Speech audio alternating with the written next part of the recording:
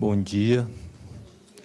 Em nome do Museu de Arte Moderna de São Paulo, eu gostaria de dar as boas-vindas a todos nessa manhã em que a gente vai abrir a segunda edição do Seminário Transmuseu.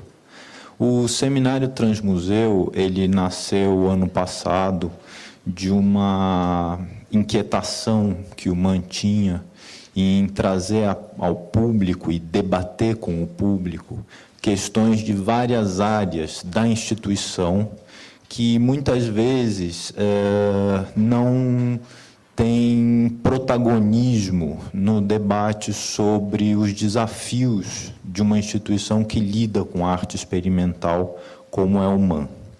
E, nesse sentido, nós convidamos diversos colegas do museu de diferentes áreas para organizarem mesas redondas e tematizarem os seus problemas específicos.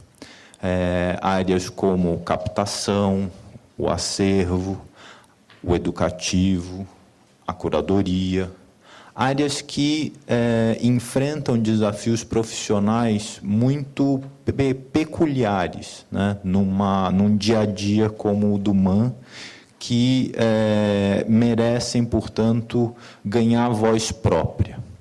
Nesse segundo ano do Transmuseu, nós mantivemos essa mesma proposta e, por isso, ao longo desses 3 dias de seminário, iremos trazer a público diversos aspectos de um museu que lida com a arte contemporânea, que traz a arte moderna ao público, que lida com a relação com o público mediada pelo educativo e que só consegue fazer isso e cumprir a sua missão porque vários setores se coordenam para enfrentar esses desafios de uma maneira unida.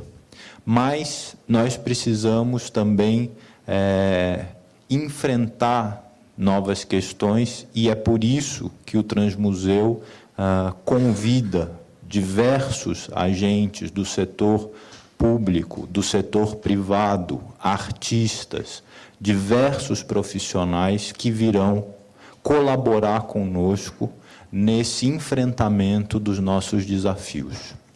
Para abrir a mesa de hoje, nós vamos ter a coordenadora da nossa área de eventos, Lívia Razente, que coordenará a primeira sessão de trabalho. Passo a palavra para a Lívia. Bom dia. É com grande satisfação que eu abro a primeira mesa do Seminário Transmuseu. Mesa esta que tem como objetivo discutir o museu como marca cultural, as novas perspectivas em comunicação e financiamento. Eu queria convidar o André Stolarski, que está aqui com a gente, o secretário Nilton Menezes e o Luiz Otávio Ribeiro.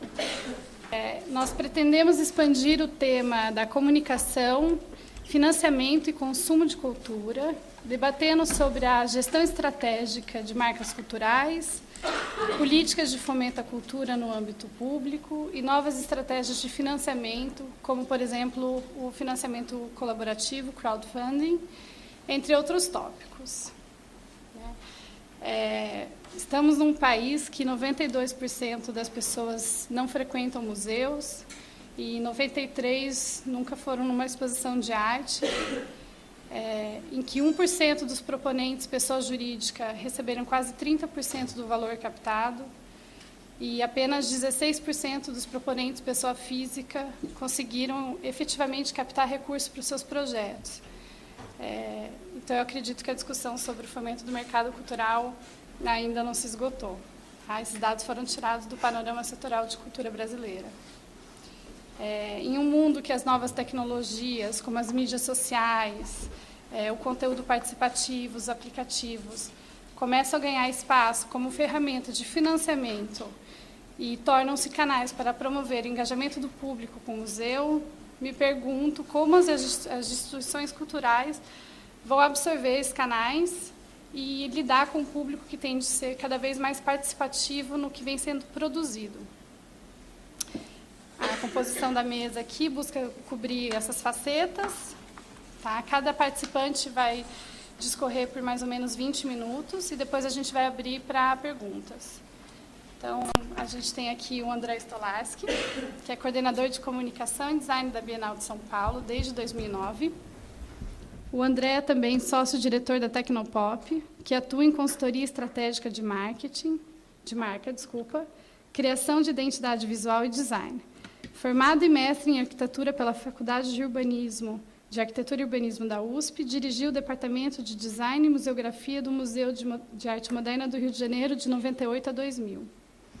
E Nilton Menezes, secretário de Fomento e Incentivo à Cultura do Ministério de Cultura, atuou por 12 anos como gerente de cultura do Banco do Nordeste, sendo responsável pela criação e desenvolvimento de editais de patrocínio culturais e pela instalação de redes de centros culturais dessa instituição. E Nilton tem formação em jornalismo e foi produtor cultural nas áreas de música e cinema e consultor para a elaboração de projetos culturais. Temos também Luiz Otávio Ribeiro, graduado em administração pela Escola de Administração de Empresas de São Paulo, Fundação Getúlio Vargas, cofundador da plataforma crowdfunding Catarse, a primeira criada no Brasil, que possibilita o financiamento de projetos criativos de forma colaborativa através da internet. Desde sua criação, no início de 2011, já circularam no Catarse mais de 500 projetos criativos e mais de metade deles obtiveram recursos para execução, o que mobilizou mais de 6 milhões de reais e mais de 55 mil apoiadores. Então, eu convido para abrir a mesa, a palavra André Stolarski. Obrigado. Lívia, obrigado a todos pela presença. Bem, antes de começar, eu preciso só fazer um breve aviso. Eu vou, por razões aqui misteriosas, eu vou ler um texto, então eu queria pedir desculpas para todos. E também vou ter que ler como se esse texto não fosse nada demais, embora eu ache ele muito legal. Então, fica essa coisa meio esquisita. E aí, por outro lado, eu também fica essa coisa assim, não vamos participar de grandes debates, mas as questões que eu coloco aqui são polêmicas. Então, a gente vai lidar com isso. Na verdade, é uma apresentação muito rápida e eu queria apresentar um estudo de caso baseado na experiência da Bienal. Vou falar dois tópicos bem breves antes de começar. Um deles sobre a relação entre branding e cultura. E um outro que é um resumo de um argumento de um artigo que aparece num livro chamado Reprograme, sobre a relação entre branding e museus, né? Ou entre planejamento estratégico de marca e museus. O objetivo dessa fala é pegar esse termo, né, que pode ser muito polêmico, o branding, tirar ele do contexto original, né, em que ele surgiu, que é puramente competitivo e financeiro, e aproveitar a força de processos que ele tem, que são sintéticos e culturais, para fortalecer o cenário cultural do país, orientado pelo espírito público. Então, começa assim, mas, na verdade, eu vou terminar assim de novo, então a gente vai passar por isso aqui de volta. Vou começar falando desse breve tópico branding e cultura, que é uma dupla meio polêmica, né? Branding e cultura sofre de um duplo complexo, né? Tem complexados dos dois lados. Os gestores culturais olham com um olho meio esquisito assim para a coisa do branding, assim, estamos falando de Tate, grandes marcas. E, por outro lado, os profissionais de branding olham para a cultura com um certo desprezo monetário, né? Quem faz marcas culturais fala assim, aqui não tem dinheiro, né? Vou trabalhar para grandes empresas. Então, tem desconfiança do lado cultural e tem, muitas vezes, um desdém. Eu resolvi, né, e a minha empresa resolveu em um determinado momento se dedicar exatamente a esse nicho, digamos, que enfrenta exatamente esses complexos, né? De justamente esse cenário onde você tem questões da gestão cultural e, ao mesmo tempo, outras questões financeiras. Por quê? Porque a gente achava que tinha coisas interessantes para trabalhar com cultura e que podiam dar resultados muito interessantes usando essas ferramentas.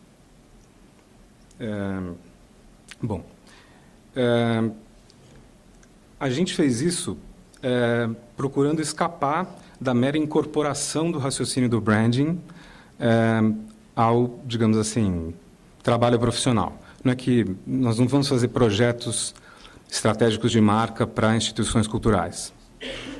A gente vai procurar fazer uma transformação nesse processo. A gente vai procurar trabalhar esse processo de uma maneira diferente, pensar esse processo de uma maneira diferente. E a ideia é que, para você poder pensar cultura, para você poder trazer esse raciocínio para a cultura, ou você pensa isso de uma maneira diferente, ou, de fato, isso é impossível. Não é possível você pensar um museu como marca cultural pura e simplesmente, como se pensam projetos estratégicos de marca, sem que haja uma profunda transformação antes de fazer isso, de se falar disso. Então, a ideia aqui é não só falar, digamos, da Bienal como um caso, né, prático, mas também aproveitar a ocasião para pensar um pouco sobre isso, né? Então, a gente está falando um pouco de investigação, de pesquisa, né? Enfim, a Bienal é o nosso estudo de caso. O livro Reprograme, o artigo do livro Reprograme, ele parte dessa ideia de que dessa ideia esquisita, né, que não fica óbvia de início, de que branding, na verdade, é cultura, né? Para os profissionais de branding, criar marca é criar cultura. E aí isso já cria uma coisa curiosa, né? Você não está criando um fetiche, você está criando uma maneira de fazer as coisas. Isso nas corporações. Para mim, especificamente, essa é uma discussão muito interessante, mais complexa, e ela vai para a antropologia, quer dizer, ela tem questões aí que, para nós, são acadêmicas e tal, não vou entrar nesse ponto, mas, digamos assim, a coisa é mais complexa, envolve política, envolve um monte de outras coisas. E a ideia é que, nesse cenário, o branding, ele tem um lado que poderia ser muito legal, que é o de certa forma, poder contribuir com a diversificação do cenário de investimentos de cultura no país. O cenário geral, quer dizer, a gente tem alternativas hoje, né, a gente tem práticas dominantes, mas várias ferramentas do branding poderiam contribuir para que você abrisse novas frentes nessas áreas, né? Frentes de investimentos, frentes de colaboração. Não apenas no âmbito privado, mas, sobretudo, no âmbito público. E a ideia é que, nesse sentido, a gente expande um pouco a ideia de marca para uma coisa que a gente poderia chamar de sínteses, né? Então, a gente está falando tanto de corporações, quanto de parceiros e investidores, quanto de projetos governamentais, de políticas públicas, parceiros públicos. Todos eles, no final das contas, acabam se comportando como marcas, não no sentido de marca mercadológica, mas no sentido de serem sínteses, vontades, projetos, que têm, né, digamos assim, pessoas envolvidas, engajadas, e que você consegue sintetizar, quer dizer, você consegue ver ali, digamos, a marca daquilo que está sendo feito. Né? Então, um dos pressupostos é que as marcas conversam com marcas. E isso é um outro dado do branding, digamos que entra não de forma puramente comercial, mas entra de uma forma que a gente pode chamar mais próxima de uma diversidade público-privada dessa gama, né, que pode virar o cenário de investimentos no país. O branding ele tem uma característica muito interessante, que, quando bem aplicado, ele privilegia a institucionalização em detrimento da personalização da gestão das instituições. Então, como ele é feito, como as marcas são feitas de um modo geral pela participação das pessoas, o que você tem como resultado final é que as marcas não pertencem, na verdade, elas não são controláveis. Como se pensa, elas não são tanto fetiche da marca, elas são muito mais abertas, elas pedem muito mais a participação das pessoas, e elas são muito mais, portanto, o branding é muito mais próximo da institucionalização, de discussões institucionais, da democratização das instituições e da despersonalização das gestões. Isso é um lado muito interessante da questão. E isso leva para uma coisa que a gente poderia chamar de ênfase nas políticas públicas, porque aí a gente está falando de instituições fortes. A gente não está falando apenas de mercado, apenas de investimentos, apenas...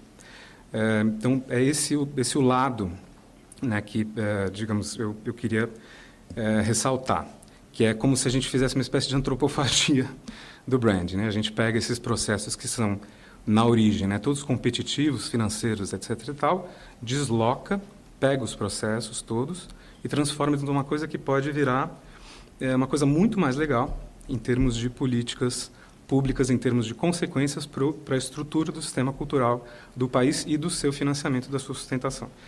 O caso da Bienal, ele me parece modelar. E é ele que eu queria discutir aqui, não só como, digamos assim, protagonista do projeto, e eu vou ser bem rápido, vou apenas mencionar alguns passos, mas como, digamos assim, uma abertura para a gente discutir essas possibilidades, porque a Bienal está num ponto muito nodal, e aí ela serve de hub para várias discussões dessas. Vou falar apenas aqui muito brevemente, né, que a história começa com a implantação da gestão do presidente Heitor Martins, que empreendeu, enfim, né, uma série de mudanças na Bienal, das quais talvez a principal e a fundamental tenha sido uma alteração radical na governança, né, na forma de enxergar a Bienal como instituição e de estruturar a Bienal como instituição de forma permanente. Houve um processo, de fato, de redefinição de governança que demorou por volta de 1 ano e meio para ser concebido durante o início da gestão, e ele foi seguido de perto por esse processo de, digamos, planejamento estratégico de marca, né, que tinha essa visão institucional. Não era um planejamento estratégico de marca com foco na marca Bienal. Essa ideia, inclusive, ela não é a força, não é o que está querendo discutir aqui. A ideia era usar as ferramentas desse planejamento para poder olhar para esse mundo de questões e sair de lá com uma síntese que fosse muito poderosa. Esse projeto ele foi muito incentivado por todos os diretores, sem dúvida nenhuma, mas certamente o atual presidente, o Luiz Terepins, ele foi, digamos assim, um dos entusiastas da ideia. Isso tem absolutamente tudo a ver, acho que, com uma postura que está sendo assumida também, que é, ao mesmo tempo, de uma presidência discreta, com um foco institucional muito forte, o que, para mim, faz todo sentido em termos do uso do planejamento estratégico de marca como fortalecimento institucional, enfim, as coisas casam, né? Bom, só para lembrar, desculpe, só para a gente lembrar mesmo, a Bienal é uma fundação privada sem fins lucrativos de interesse público, o que coloca ela digamos, numa situação que várias instituições vivem. Então, ela tem características, digamos assim, né, que colocam ali a sua própria, né, sobrevivência sempre em desafio. Ao mesmo tempo, ela tem uma responsabilidade muito grande. A ausência de fins lucrativos, né, coloca ela em posições muito especiais, coisas que muitas instituições compartilham no Brasil, e isso coloca uma série de desafios. Como em muitas instituições, o conselho e a diretoria são voluntários. Isso também significa um cenário institucional onde você tem que juntar várias peças e elas têm que estar muito bem articuladas e muito unidas. E tem um corpo executivo agora permanente, muito forte, muito bacana, que tem, digamos assim, tocado, né, a Bienal de uma maneira também muito poderosa. Mas você tem, digamos, um organismo complexo. E tem, junto com isso, desafios enormes de manutenção, tanto da própria estrutura da Bienal, quanto dos eventos que ela produz. Então, tudo isso coloca uma série de desafios. Além disso, ou eu diria, somado a isso, a gente pode dizer com certeza que a Bienal é um ponto nodal no sistema da cultura brasileira. Ela é, talvez, um dos principais nós do sistema cultural do país, por causa do evento Bienal, que é o primeiro grande evento de arte contemporânea do Brasil e o terceiro maior do mundo, o que coloca, digamos, a Bienal numa espécie de linha de frente muito especial e um desafio de marca, nesse sentido, ainda mais complexo. Ela tem uma característica, em termos de marca, muito especial. Como o que as bienais fazem com o sistema da arte, não só no Brasil, mas no mundo, é assumir proposições livres, feitas pelas curadorias das bienais, que ajudam a definir as práticas contemporâneas de praticamente todas as instituições culturais do planeta.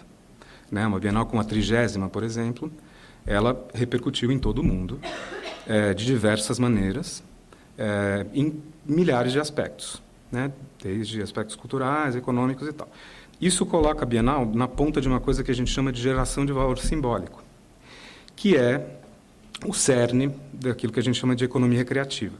Então, a Bienal está num ponto central da economia criativa brasileira. A gente pode dizer isso. Bem, aí você fala assim, a Bienal ou as bienais? E aí o conceito de marca vem ajudar mais uma vez. Na verdade, a marca não é você que faz, são as pessoas que fazem. Então, essa confusão ela vai sempre acontecer. E a Bienal ela vai conseguir, digamos assim, lidar bem com essas questões na medida em que as bienais façam alguma coisa coerente com o que a instituição faz, que é alguma coisa coerente com o que a sociedade faz, que é alguma coisa coerente com as contribuições que a Bienal dá para a sociedade. A marca é uma forma de entender essa construção cultural e, sobretudo, ela é uma forma de encontrar e honrar os valores que estão latentes nisso, digamos assim, nesse valor simbólico que eu falei. Não é só encontrar valor no sentido de ganhar dinheiro ou no sentido de conseguir, digamos assim, patrocinar a próxima mostra, mas é realmente de encontrar valores e honrar esses valores que são de diversas ordens. Uma delas é, certamente, o financiamento cultural. Muito bem. Já estou terminando. Uma das coisas mais importantes nesse processo é que a Bienal tem que mostrar qual é, então, o seu valor. Se ela é tão nodal assim, ela é obrigada a mostrar esse valor para poder receber esse valor de volta, ou pelo menos parte desse valor, de uma forma genuína. De novo, a gente, desde a 29ª Bienal, faz um relatório de gestão e contribuições à sociedade, está preparando o próximo, que vai sair agora em 2013, onde a gente procura e vai procurar cada vez mais trazer os dados que são multifacetados. Eles vão do turismo à economia, à cultura, à própria contribuição cultural, certamente a presença maciça e fenomenal do educativo da Bienal, mas, de toda forma, a Bienal ela dá um retorno para a sociedade que precisa ser mostrado. Essa atribuição de valor, esses valores que a Bienal produz para a sociedade são essenciais para que ela possa, de fato, reclamar algum valor para si nesse processo. E a marca, uma ideia forte de marca, ela foi, digamos assim, para a instituição, essencial no processo. Nós fizemos um trabalho de 1 ano de investigação e, na verdade, a questão ficou muito clara desde o início. Quer dizer, a Bienal como ponto nodal, a primeira coisa que ficou muito óbvia é que ela se relaciona com praticamente todo mundo, de diversas formas. E nós entrevistamos muitas pessoas desses públicos e nós, ao final das contas, nós entendemos, e foi talvez uma coincidência poética, que uma frase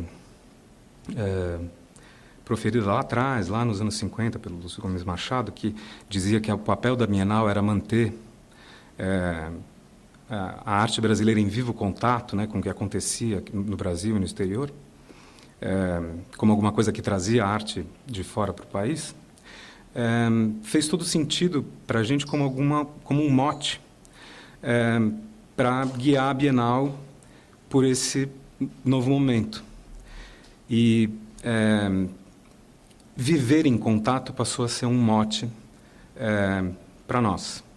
Notem que viver em contato é um mote que a gente não está falando de arte contemporânea, a gente não está falando de retorno de marca, a gente não está falando sua melhor exposição, a gente não está... Estamos muito distantes, né, do discurso do marketing. A gente está falando de uma ideia de marca baseada numa ideia de instituição e que tem, por fim, pensar esse valor último. Viver em contato foi uma coisa muito poderosa, e ela é justamente aquilo sem o que a Bienal não faz sentido. A gente pode olhar isso sempre pelo lado negativo. A Bienal pode ser gigantesca, perder o contato. A Bienal pode ser isolada, perder o contato. A Bienal pode... Viver em contato, na verdade, é um desafio permanente, muito mais do que uma ideia promocional. O educativo da Bienal teve um papel e um impacto fundamental nessa proposição. Na verdade, o que mais me interessa aqui, quer dizer, o que eu acho que pode ser interessante, é porque essa primeira parte do processo, ela é um início muito legal, ela é, vamos dizer assim, ela é animadora, né? Mas eu queria reforçar que o que interessa justamente são os processos que permitem que o branding ou as políticas de marca sejam implementados nas instituições. E essa é a parte difícil. Chegar até esse ponto, digamos, conceitual, é uma parte, como eu falei, entender que esse contato é fundamental, etc. e tal, requer, claro, um trabalho, um esforço, etc. e tal. Mas o que é realmente desafiador é trabalhar, a partir daí, com todas as equipes. Um pouco de uma maneira que o Felipe estava mencionando no início aqui do seminário. Esse é o grande desafio, né? E, nesse sentido, a gente está, digamos assim, apenas no início. Nós produzimos uma ferramenta que é um guia, que a gente chama de Guia Bienal, que ainda está sendo produzido, ele está no comecinho. Ele é uma ferramenta que traz esse viver em contato, dividido em três grandes grupos, né? A gente fala dos valores da Bienal, dos contextos onde ela trabalha e dos públicos. Isso é uma ferramenta de trabalho. O guia não fala em nenhum momento de marca. A gente não está interessado muito na marca da Bienal. A gente está interessado no papel da Bienal. Quer dizer, como é que você faz com que esse papel seja disseminado, esteja claro, seja discutido. Quer dizer, o que tem aqui nesse guia são ideias para serem debatidas.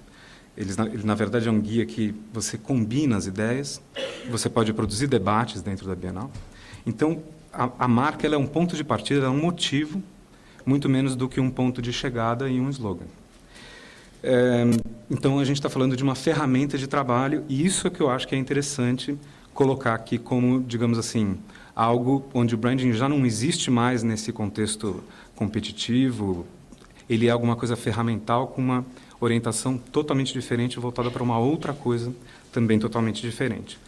Alguns resultados desse processo são um alinhamento institucional visível dentro da Bienal, hoje, mas que ainda precisa ser muito aprofundado. A gente está, na verdade, no começo do trabalho.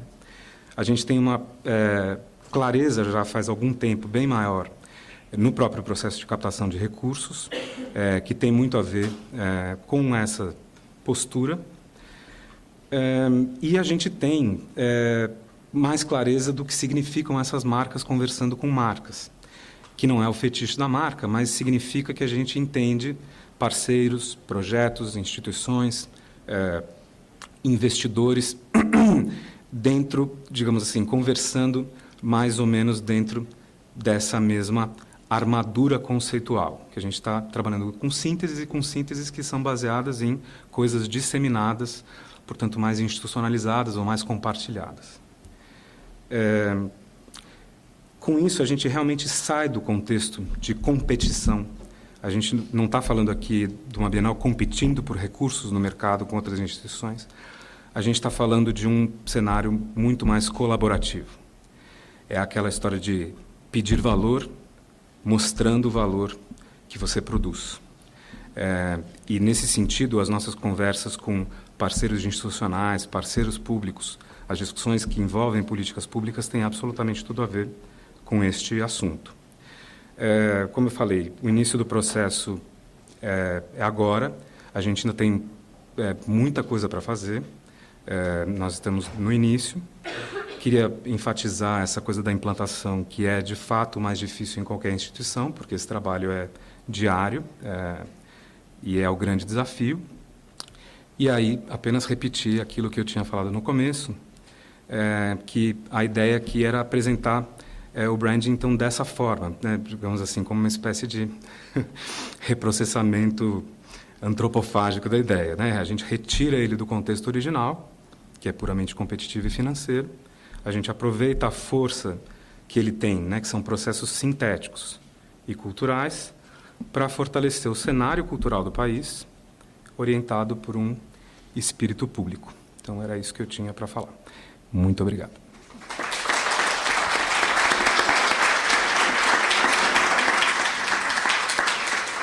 Eu passo a palavra para o Anilton Menezes. Bom, eu vou tentar, nesses 20 minutos, dar algumas informações para vocês, e até para abrir o debate, sobre 3 temas que talvez precisassem de 3 seminários. A Lei Rouanet, o Procultura e o Vale Cultura, que são as 3 pautas, talvez, mais importantes do financiamento da cultura brasileira, hoje no Ministério da Cultura. Pode passar.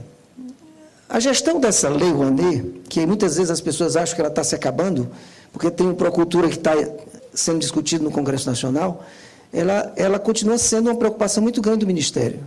Porque a lei, mesmo que a gente tenha a expectativa de que o Procultura seja aprovado em 2013, e a gente implantaria em 2014, agora com a força que a nossa ministra tem no Congresso, certamente nós vamos aprovar essa lei esse ano. Vocês viram o que aconteceu com o Vale Cultura, foi aprovado em tempo recorde depois da posse da ministra. Mesmo que ela seja aprovada esse ano, nós vamos ter uma convivência de uns 4 anos entre as 2 leis, que é uma operação bastante delicada, porque eu vou conviver dentro do Ministério com 2 mecanismos e vocês, proponentes, produtores culturais, vão conviver com 2 mecanismos. Porque a lei ela não retroage. Então, no dia que a presidenta sancionar a lei para a cultura, a Rouanet, ela deixa de receber projetos, mas ela tem uma calha de quase 12 mil projetos sendo executados. E esses projetos vão ser executados sob a regra da atual lei. Então, nós vamos ter que ter 2 sistemas, 2 metodologias, 2 instruções normativas, até que a calha vai esvaziando da Lei Rouanet e a calha do Procultura vai se enchendo. Isso a gente acha que é uma transição de em torno de 3 a 4 anos. Então, se eu tenho um ano de 2013, mais uns 3 ou 4 anos, eu tenho pelo menos 5 anos de gestão da Lei Rouanet. Então, a gente não pode abandoná-la agora na expectativa de que ela está sendo substituída por outro. E, para fazer a gestão, é necessário que a gente compreenda os parceiros dessa gestão. Eu acho que foi a partir daí que a nossa secretaria conseguiu fazer um trabalho mais adequado de gestão dessa lei, reconhecendo cada um desses parceiros que atuam de uma forma diferenciada dentro do mecanismo. Porque havia uma certa confusão entre esses partícipes. As pessoas não se enxergavam como parceiro de outros tantos que também operam a lei. Então, a lei ela é gerenciada pela Secretaria de Fomento, a nossa secretaria. Ela é o que o antigo ministro Juca chamava de cabeça do sistema, e a gente entendeu que cabeça do sistema não é mandar no sistema, mas é pensar no sistema, é pensar num programa, tratar isso como um programa e tentar ouvir cada uma das partes e fazer, dentro da legalidade, dentro daquilo que é possível ser feito, fazer uma gestão a mais próxima possível da expectativa de quem opera o sistema. Opera esse sistema todas as secretarias do MINC, então nós tivemos que dialogar com todas as secretarias, porque não, é um ministério só, é o sistema MINC, mas não havia esse diálogo para a lei. A gente precisou fazer esse diálogo em cada secretaria, entender a demanda dessas secretarias para poder trabalhar de forma conjunta.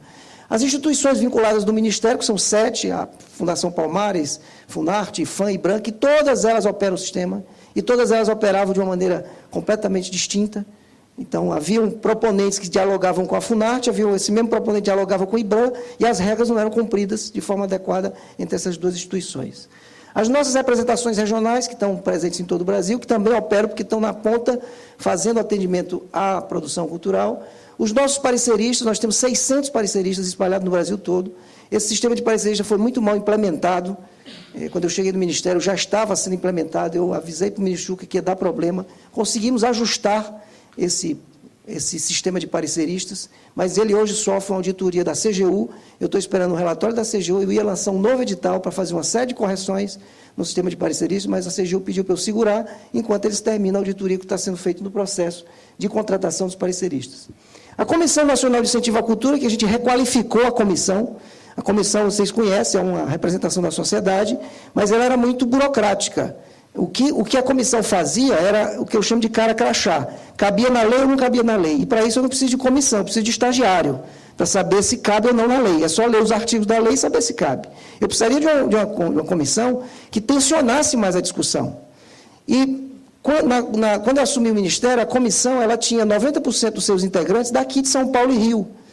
Me surpreendeu quando eu autorizei as passagens aéreas, e todas eram praticamente de pessoas aqui de São Paulo e Rio. Eu digo, essa comissão não é nacional, não devia ter representação de todo o país, e nós requalificamos a comissão, fizemos um novo processo de seleção dessa comissão. Hoje a comissão tem representante de todas as regiões do Brasil, tem 4 do Norte, 5 do Nordeste, tem mais aqui do Sudeste, óbvio que tem um peso maior, mas ela está mais equilibrada. E ela hoje se tornou uma comissão itinerante, ela roda o país, fazendo as reuniões e fazendo o contato, travando o diálogo em cada um dos estados que nós vamos. Pelo menos uma vez a cada ano, nós rodamos as 5 regiões do Brasil. Hoje a comissão está reunida em Salvador. Eu vou sair daqui e vou direto para lá, que ela já está reunida desde ontem em Salvador.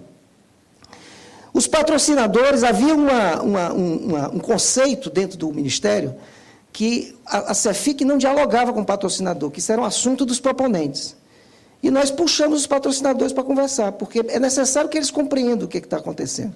Amanhã mesmo eu tenho uma conversa com o empresário de Salvador sobre a Lei Rouanet, onde a gente reúne esses empresários, os contadores, que a gente também conversa com os contadores, até para poder desmistificar essa história de que quem entra na Lei Rouanet vai ter uma devassa fiscal, que a Receita Federal vai pegar todo mundo, né, a partir do investimento da Lei Rouanet. Então, nós fizemos um diálogo com os patrocinadores e ajustamos uma série de coisas. Um deles, por exemplo, foi os editais que esses patrocinadores lançam, que eram editais completamente descolados do modo de operação da lei. E isso inchava muito a pauta da CEFIC. Vocês imaginam, a Petrobras lança um edital, ela tem 5.000 concorrentes.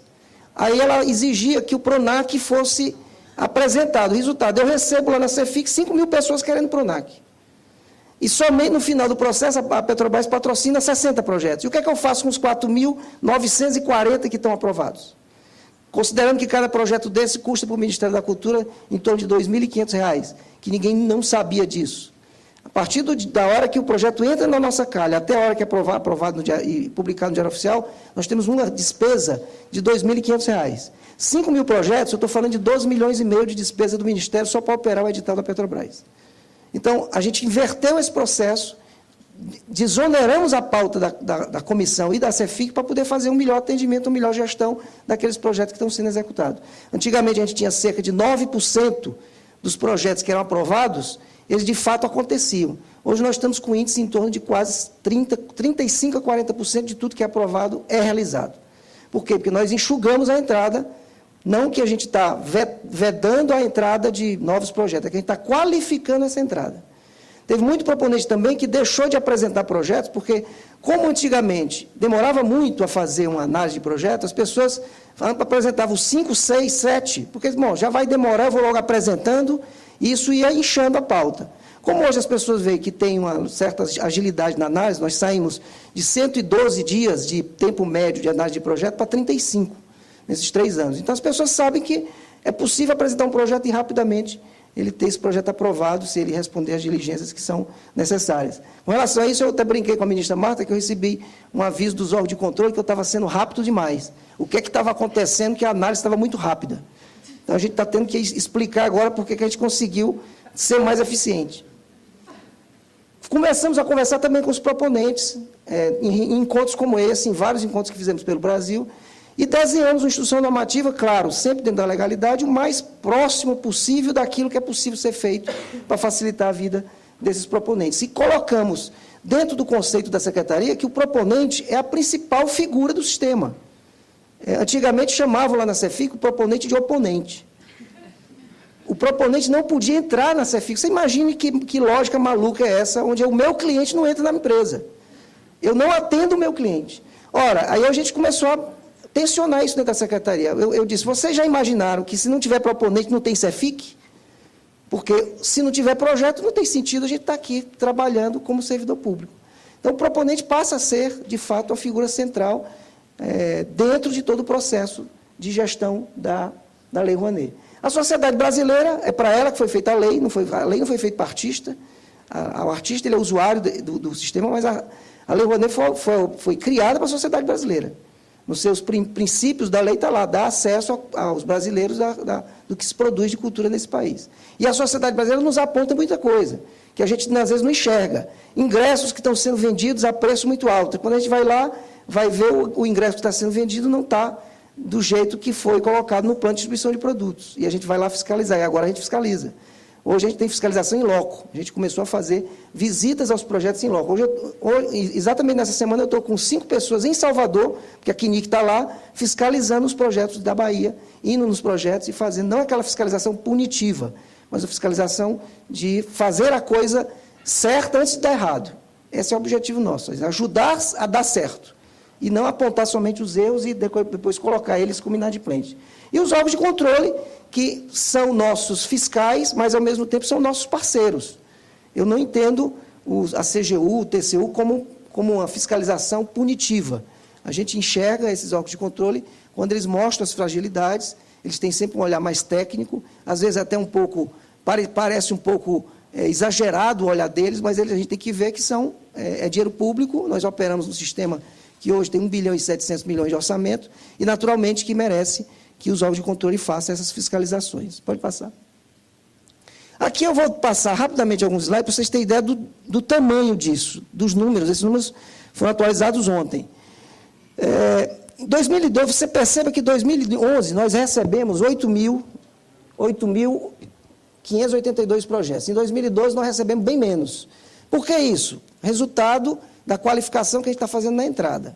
Então, nós não tivemos, de 2011 para 2012, basicamente nenhuma redução, uma redução muito pequena de captação, eu vou mostrar para vocês o número, e a gente já identificou onde é que foi essa redução, e tivemos uma diminuição da pauta da CNIC. Porque aí eu passo a ter uma CNIC, não adianta eu ter uma CNIC com 2.000 projetos que elas não vão analisar. Eu preciso ter uma CNIC com menos projetos, para que a qualidade dessa análise seja mais apropriada àquilo que a gente espera de uma comissão nacional. Pode passar. Essa questão do artigo 18 da lei, que é uma coisa para a gente muito, muito grave, em termos de gestão. Porque a lei, vocês quem opera deve conhecer, ela criou artistas diferentes de outros, dentro da mesma classe.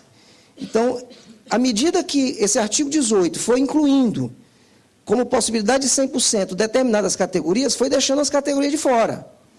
E dependendo da redação de cada item, é mais grave ainda. Por exemplo, artes cênicas, tudo de artes cênicas é artigo 18. Por quê? Porque o legislador, quando colocou o artigo a linha A, colocou só artes cênicas. Quando chega em artes visuais, que é mais próximo do setor de vocês, apareceu uma palavrinha exposição. Então, exposição de artes visuais. Se for um curso de artes visuais, não tem artigo 18. Então, a pessoa me apresenta um curso de teatro, eu dou 100%. Mas apresenta um curso de artes visuais, eu não posso dar 100%. O que eu não acho justo. Né? Você está trabalhando, se é formação, essa classificação pela calha do segmento, ela promove essas distorções que vocês todos devem ver de vez em quando pela imprensa, como o famoso caso do Circo de Solé. Por que o Circo de Solé recebeu no passado, hoje não recebe mais, porque a CNIC, inclusive, hoje está mais rigorosa, por que o Circo de Solé recebeu artigo 18 e recebeu possibilidade de patrocínio? Porque o Circo de Solé, para essa lei, é circo, só.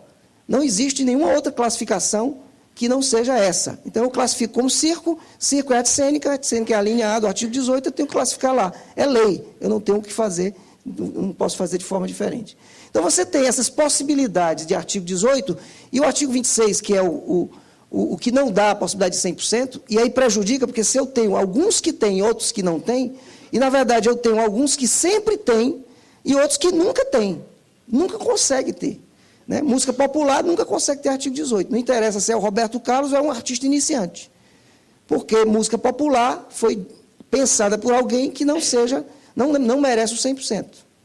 Da mesma forma que construção de equipamento, que esse último item, aqui, só é artigo 18 se a cidade tiver até 100 mil habitantes. Quer dizer, que lógica é essa? E se eu quiser construir um equipamento cultural na zona leste aqui de São Paulo? Não pode, não pega artigo 18, porque é São Paulo.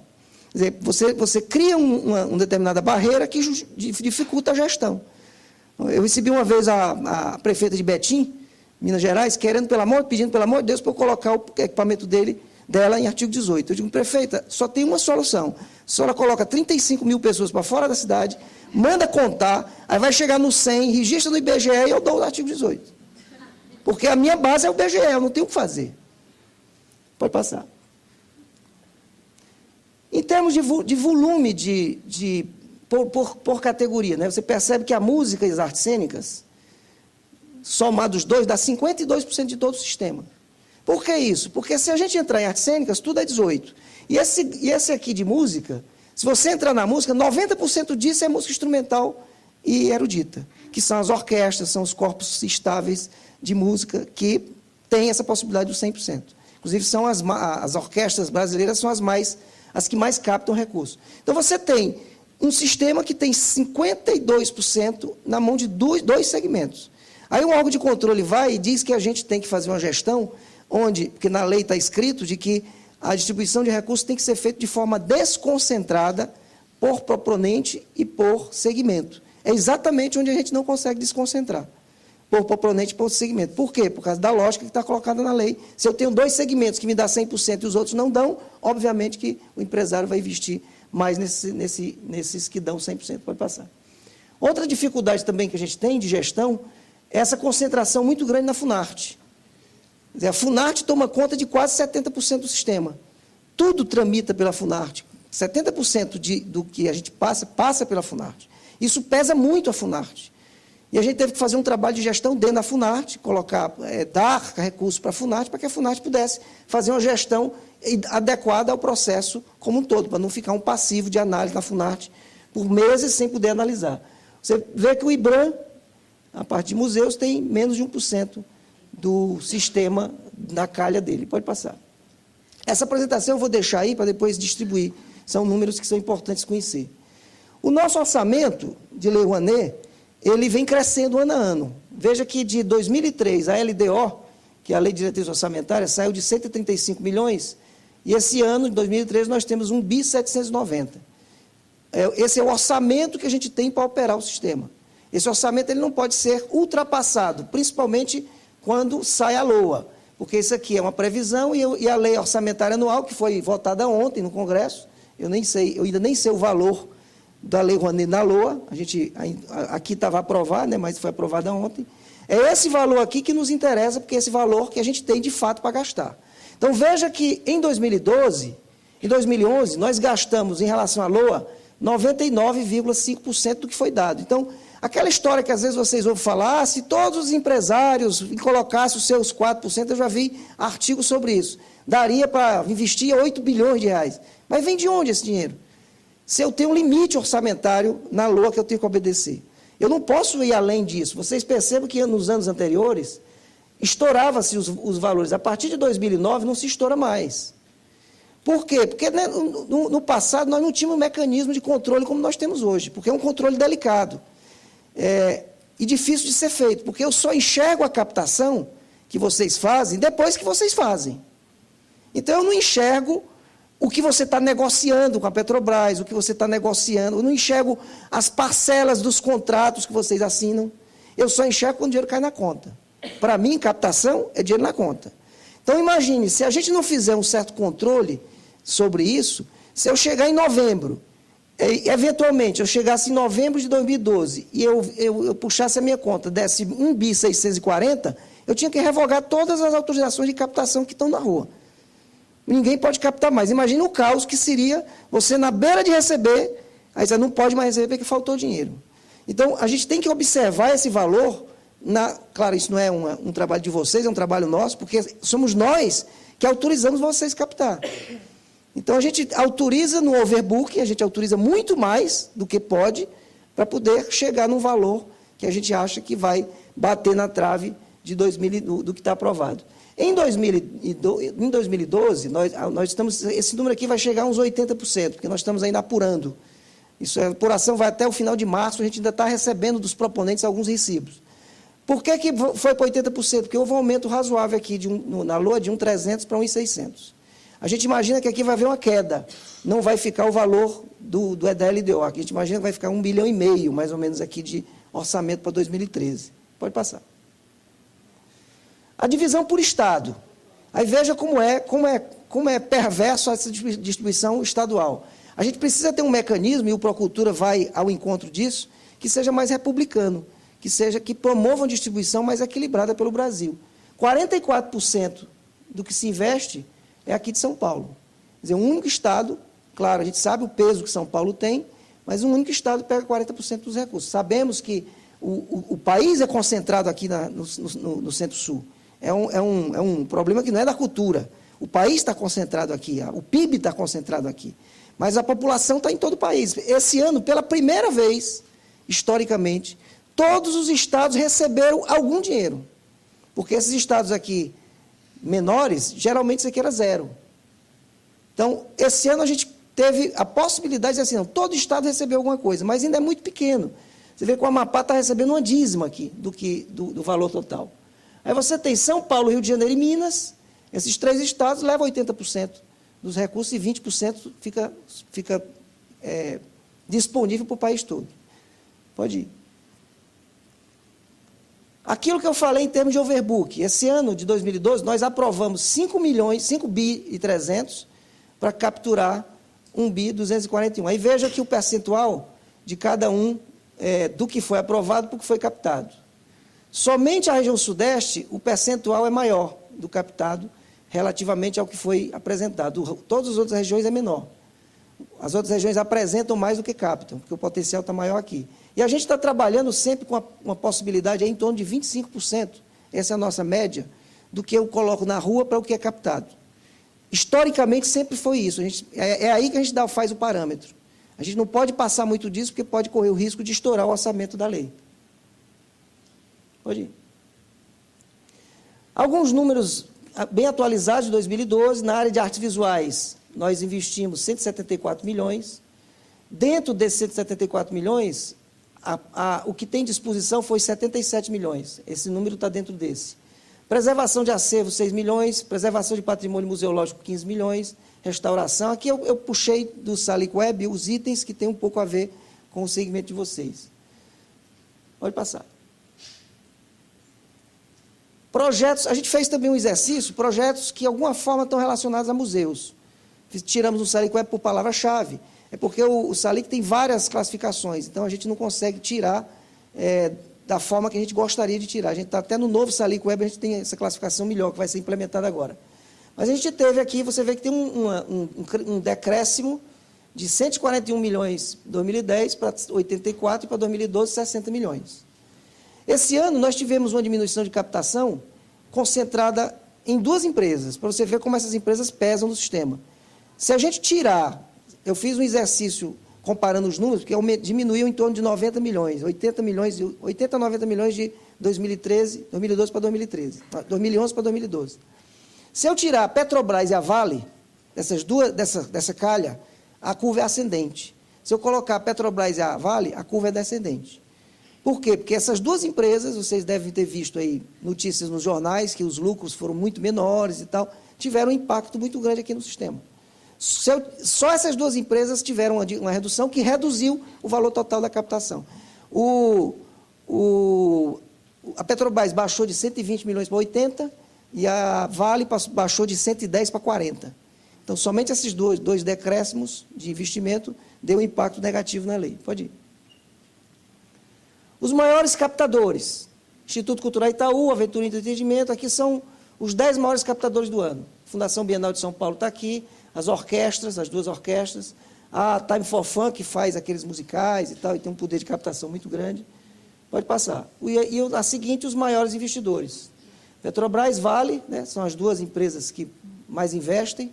Banco do Brasil. Aqui também tem uma informação que a gente não consegue enxergar aí, que existe grupos de empresas que investem juntos. Por exemplo, essa Dibens Leasing, junto com a Companhia Itaú, elas todas são do Grupo Itaú. Se eu somar 24 com 22, ela vem aqui para o terceiro lugar. Então, o Itaú sobe. Mas como o meu controle é pelo CNPJ, para mim, que essas empresas são distintas, apesar da gente saber que é do mesmo grupo. Pode ir. Procultura. Aí vem, acho que todo mundo já tu vai controlando o meu tempo aí, tá? Eu vou correr mais. Todo mundo já sabe que a Lei Rouanet precisa mudar. Nós temos 21 anos de lei. A lei não cabe mais na cultura brasileira. A gente não consegue, a gestão está ficando cada vez mais difícil. Né? A lei até hoje só enxerga 6 segmentos. O Ministério trabalha com 20. Então, tem coisa que acontece na lei que eu não sei como é que eu classifico, porque a lei, há 21 anos atrás, ela enxergava basicamente as artes, as belas artes, e hoje tudo pode, na Lei Rouanet, e a gente não sabe como é que classifica essas coisas. Porque hoje, até conceitos que antes eram muito claros, como música erudita, hoje não é tão claro assim. Nós temos vários questionamentos do que é música erudita. Se eu coloco um cantor popular na Sala São Paulo com a Orquestra Sinfônica Brasileira, isso é música erudita ou é música popular? Eu falo com o maestro, ele diz que é erudito. Eu falo com o outro, ele diz que é popular. E para a gente é completamente diferente, porque um é artigo 26 e outro é 18. Então, a lei precisa enxergar a dinâmica nossa da forma que ela é. Por isso que vem a proposta do Procultura. E o Procultura está centrado em 3 grandes desafios. Primeiro, ter um Fundo Nacional de Cultura mais robusto.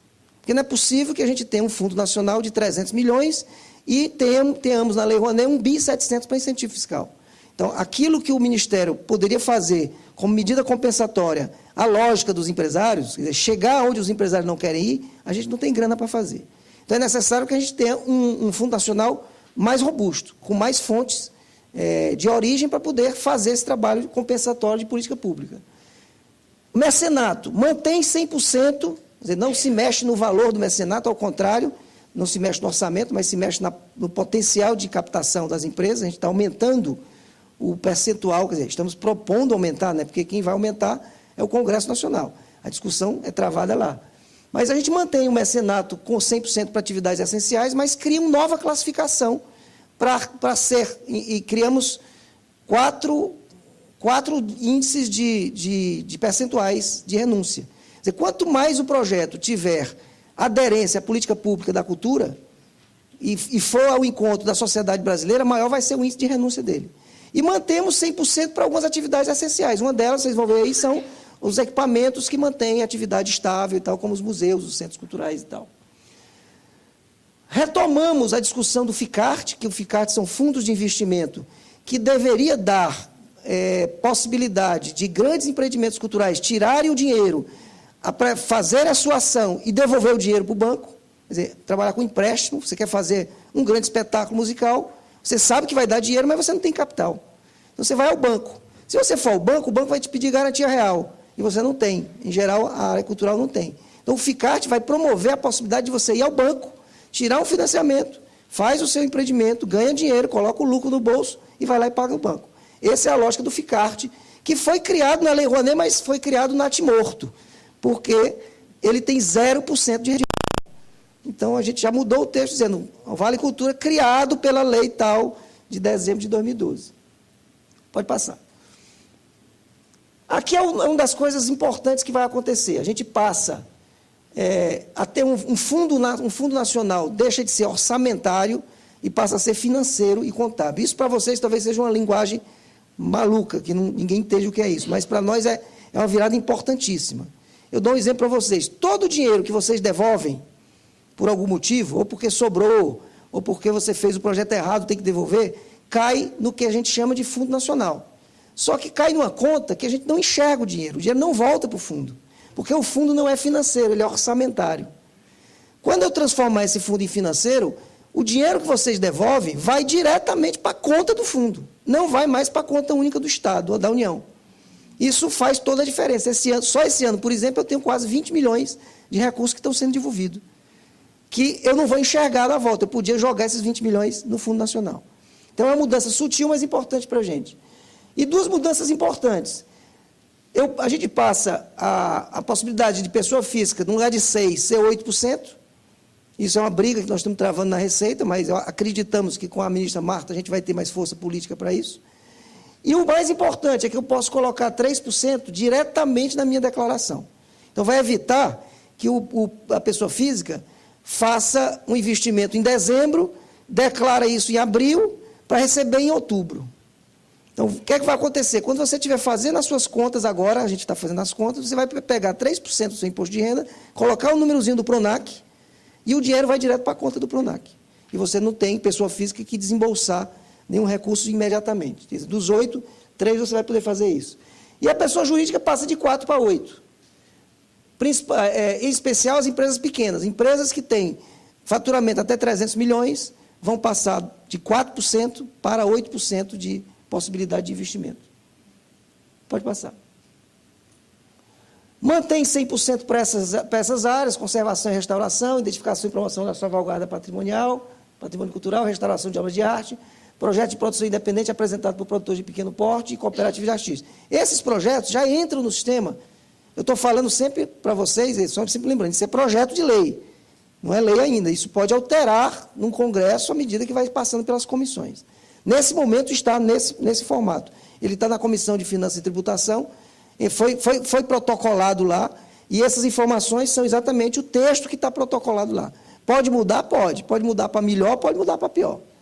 A gente está acompanhando isso dentro do Congresso Nacional, mas a lei no Brasil só se discute lá, né? É o parlamento que vai caminhar com essa discussão até o final com a sanção da presidência. Pode passar. Mais alguns que são mantidos 100%, inclusive os endowments, que está previsto na lei, que é uma grande novidade, principalmente para o setor de vocês. E os outros critérios, e os outros áreas, a gente cria uma pontuação. Quem não cabe nesse 100% vai ser pontuado. Pode passar. Essa pontuação são 20 pontos. O projeto vai receber o máximo de 20 pontos. Cada ponto desse vai ser avaliado na medida que você tem aderência ao que está sendo pontuado. Por exemplo, se o projeto é gratuito, se ele é gratuito, ele recebe esse ponto. Ah, mas eu não quero fazer gratuito. Então, não é obrigado a fazer. Então, você não recebe esse ponto. O ponto só vai para quem apresentar a possibilidade de acesso gratuito. E por aí vai. O seu projeto tem ações proativas de acessibilidade, recebe mais um ponto. E você vai pontuando ações educativas, formação de gestores, pode passar. São 13 pontos, inicialmente. Eu vou passar mais rápido, depois vocês leem isso aí. Pode passar a próxima. São 13 pontos, inicialmente. Não, volta. São 13 pontos até você ter ações culturais gratuitas na internet. Se você disponibilizar na internet a ação cultural que você está desenvolvendo, você recebe esse ponto. A partir daí, pode passar a próxima. Então, vamos ter 5 pontos do projeto, projetos que têm que ter aderência ao Plano Nacional de Cultura. O Plano Nacional é lei. É uma lei que já está em vigor no país. Então, não dá para a gente ter um mecanismo de incentivo fiscal que não enxerga o plano. Se o plano é lei, é um plano para 10 anos, eu tenho que juntar essas duas coisas. O Procultura precisa enxergar o plano, porque quando o Procultura for sancionado, ele vai ser sancionado depois do plano, porque o plano já foi. Então, se eu tenho um plano em vigor, eu não posso criar um mecanismo que não enxerga o plano. Então, você vai ter 5 pontos que é a aderência ao plano. Você vai ter que conhecer o Plano Nacional, fazer o seu projeto de acordo com o plano. Se você tiver aderência a 5 pontos, a 5 diretrizes prioritárias, você vai ter os 5 pontos. E você vai ter uma pontuação extra a critério do MINC de 2 pontos. E o MINC vai estabelecer critérios para essa pontuação. Pode ser, por exemplo, você pode ter, de repente, o MINC definir que projetos de 2014 que acontecem nas cidades da Copa. Então, pode ser que o MINC diga, esse projeto esse ano vai ter a pontuação extra, para levar projetos para a cidade da Copa. Vai ficar a critério, dos 20 pontos, 2 fica a critério do Ministério. Pode passar. E aí você vai ter uma pontuação, quer dizer, isso está sendo discutido. De 8, quem atingir 8 a 10 pontos tem 25% de renúncia, de 10 a 12 tem X%. Então, qual é a diferença? É que todos vão poder chegar a 100%. Não somente aqueles privilegiados das calhas que hoje está definido. Se você fizer um projeto adequado, que dá retorno para a sociedade, você vai ter os 20%, o seu 100%. E, finalmente, o Vale Cultura, são 3 slidezinhos, só para vocês entenderem como é que está. É um valor de R$50. Eu acho que isso é uma grande virada que está sendo dada. Nós estamos falando pessoal de em torno de 12 bilhões de reais, que vão entrar na economia, vão entrar no nosso setor, na sua capacidade máxima. Se você considerar que a lei tem 1.700 bi, eu estou falando de 5 leis Rouanet. Orçamento relativo a mais de 5 leis Rouanet. Então, valor de face de R$50, possibilidade de compra de ingressos de cinema, museus, casa de espetáculo, exposições. A ministra tem dito que tem que ter o leque maior possível. Vocês viram a polêmica agora da TV a cabo, ela já recuou. E a estratégia dela é essa, ela joga para a turma, né, discutir. Eu estava em Belo Horizonte com ela, quando ela disse exatamente isso. Olha, eu falei isso porque eu quero que vocês tensionem essa discussão. É para que o setor cultural se posicione. Então, nesse momento, nós estamos regulamentando o Vale. Então, é nesse momento que precisa haver esse embate para saber o que é que vai ser pago com o Vale. Né? Porque tem várias perguntas sobre isso. Tem muita gente que diz assim, não devia comprar livro estrangeiro, só pode comprar livro de autor brasileiro. É meio maluco isso, né? Eu chego na livraria, eu não posso comprar o Saramago, eu só posso comprar o Jorge Amado. Então, tem determinado... Cada um pensa de uma forma diferente. Não pode ir para cinema estrangeiro. Então, na sala de cinema vai ter a sala que é Vale Cultura e a sala que não é Vale Cultura. Então, isso não tem sentido. Agora, algumas coisas, como revistas, TVs a cabo e tal, isso está sendo discutido. A ministra ontem já se posicionou, até com relação a isso, ela atendeu e escutou a classe cultural reclamando da TV a cabo, e ela já recuou, mas, por enquanto, nós estamos na regulamentação. É possível que a gente vá fazer uma consulta pública sobre exatamente essa questão. Nós estamos preparando essa consulta pública, a ministra hoje está indo para o exterior, quando ela voltar, a gente vai apresentar essa proposta de consulta pública rápida, de tipo 15 dias, para que todo mundo entre lá e dê sua opinião, e a gente possa sentir mais a percepção de vocês sobre o Vale. Pode ir. O Vale vai para, prioritariamente, pessoas que ganham até 5 salários, né? Já tem gente perguntando se quando perdeu o emprego, perde o Vale. Eu digo, óbvio, perde o emprego, você perdeu o emprego, você não tem relação com o seu empregador. Isso não é Vale, isso não é seguro emprego, isso é Vale Cultura. O trabalhador que ganha até 5 salários mínimos, ele vai pagar no máximo do dinheiro dele R$5, mas isso é negociado entre patrão e empregado. E os trabalhadores que ganham mais de 5 salários mínimos, eles podem até receber. Mas eles só vão receber quando aquela empresa já tiver todos os seus empregados abaixo de 5 contemplados. Precisa primeiro contemplar o nível de 5 salários para depois ultrapassar esse nível. Pode ir. Acho que tem mais umas 2. Nós vamos trabalhar com quatro parceiros, beneficiário, empresas com trabalhadores que têm vínculo empregatício e que têm optantes do sistema de lucro real. Isso é uma questão, inclusive, que está sendo discutida entre a ministra Marta e o Guido. Porque nós defendemos que deveria também poder o lucro presumido, porque a lei ela é omissa nisso. A Receita, naturalmente, não quer, porque isso aumenta. Aí nós vamos ter um embate aí político entre... Nós discutimos muito isso entre os ministérios que estão discutindo o assunto, Ministério do Trabalho, Casa Civil, Cultura, Fazenda e a Secretaria das Relações Institucionais. E chegou no momento que, no nível de secretário, que se gerou um impasse. Então, a gente resolveu, não conseguimos avançar daqui. Agora é questão de ministro. Ministro conversar com o ministro e com a presidente Dilma. Então, a gente só não soltou a regulamentação que vai sair como decreto por causa desse ponto do lucro real e lucro presumido. Os operadores, que são as empresas autorizadas pelo MINC a operar o sistema, que são essas redes de cartões que existem no mercado, Visa, Vale, Ticket, né? São todas essas empresas. A gente não vai criar uma rede nova, nós vamos usar esse arsenal de maquininhas que já existe no mercado. Ontem eu estava no avião e vinha lendo uma revista e tem lá uma empresa que já está vendendo Vale Cultura. Eu não entendi nada. Eu até tirei a página, porque como é que ela está vendendo Vale Cultura se nós não autorizamos a ninguém a usar o Vale Cultura? Mas tem uma propaganda de uma empresa que já está oferecendo o Vale Cultura. Eu vou ligar para lá para saber como é que funciona. Porque ele já deve ter o formato, eu vou perguntar como é. Quem são os recebedores? Aí também é uma questão que está sendo discutida. Quem vai receber o Vale Cultura? Claro que a gente sabe que a livraria, o cinema e tal, mas um supermercado vai receber? Uma loja americana que vende disco, que vende DVD, vai receber? Isso é uma questão que está no ar ainda. Porque a gente precisa, antes de decidir, se a gente vetar, por exemplo, supermercado, em uma cidade que o único canto de venda de livro é um supermercadozinho que tem lá. Então, é necessário ir com calma, A gente sabe dos que são óbvios, mas sabe alguns que não são tão óbvios assim. E a gente também tem que ter cuidado para o dinheiro da cultura não ir para outro lado. E eu acho que é a última, pode passar. Nosso calendário, o decreto sai em março. Esse decreto tem uma regulamentação básica, ele não tem as regras, ele vai só dizer quais são a função dos 5 ministérios. Até o primeiro semestre a gente define todos os procedimentos e a partir do segundo semestre, primeira semana de julho, esse é o calendário determinado pela ministra, a presidente Dilma estará entregando o primeiro Vale Cultura ao primeiro empregado, ao primeiro trabalhador brasileiro. Obrigado, fiquei para desculpa o tempo.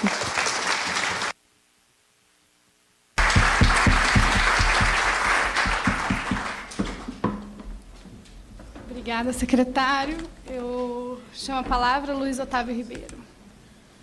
Bom dia.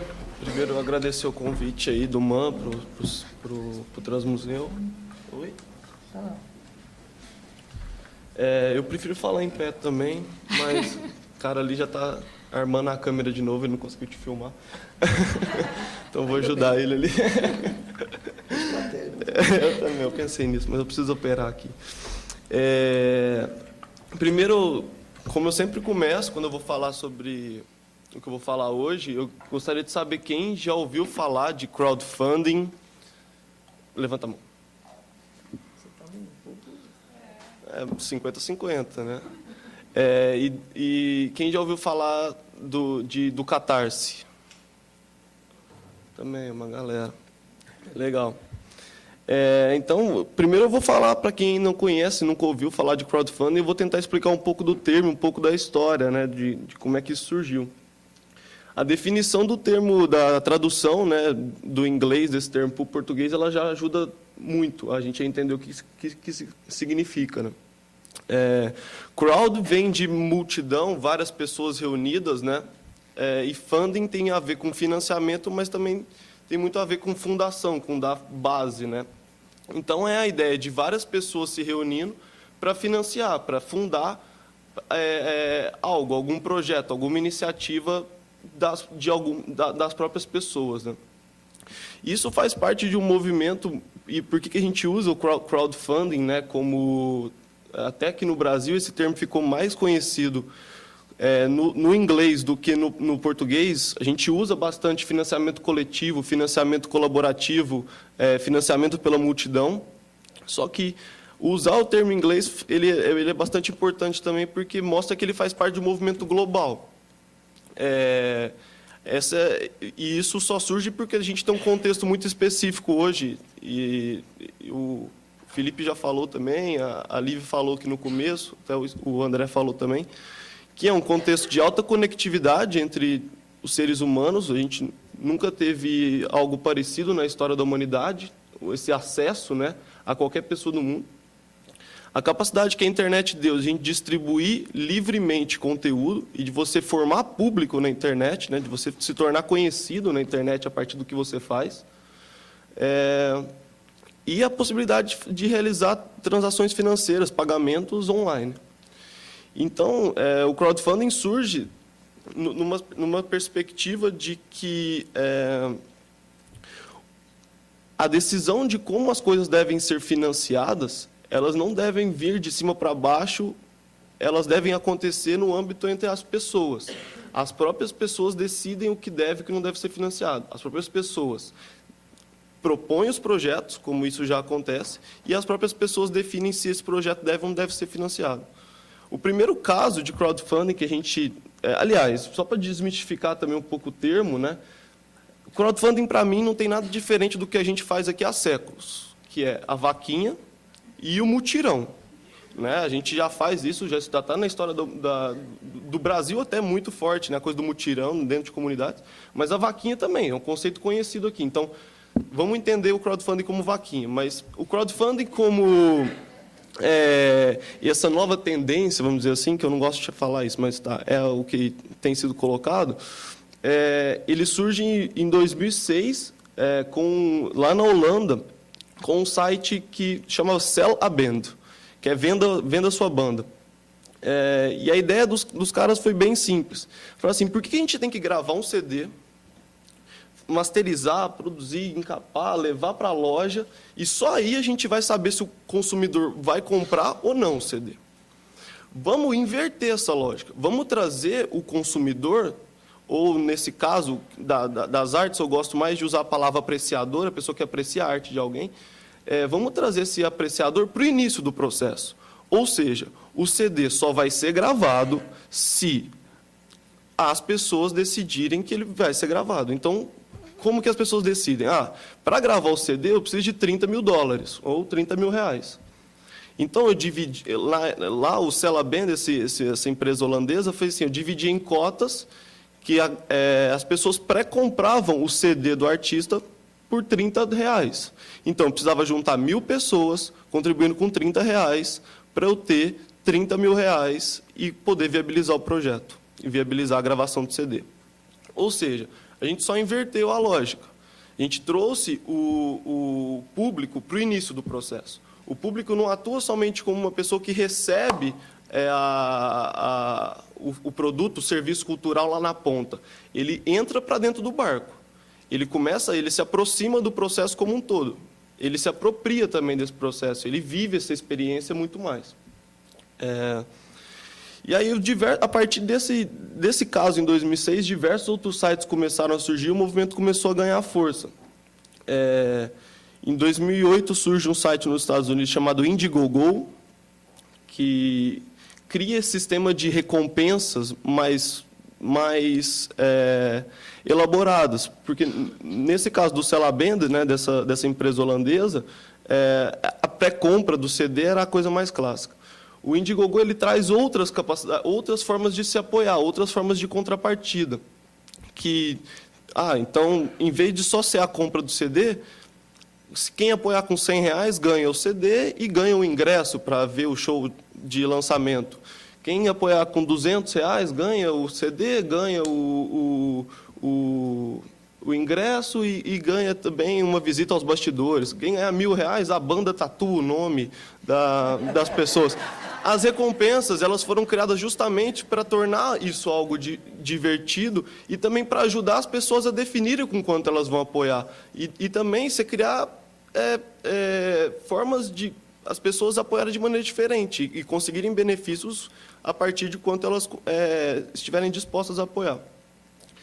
E em 2009, vem um outro site dos Estados Unidos, o Kickstarter, que muita gente aqui deve conhecer também, que ele traz um sistema para essa brincadeira de vaquinha na internet, que é o tudo ou nada.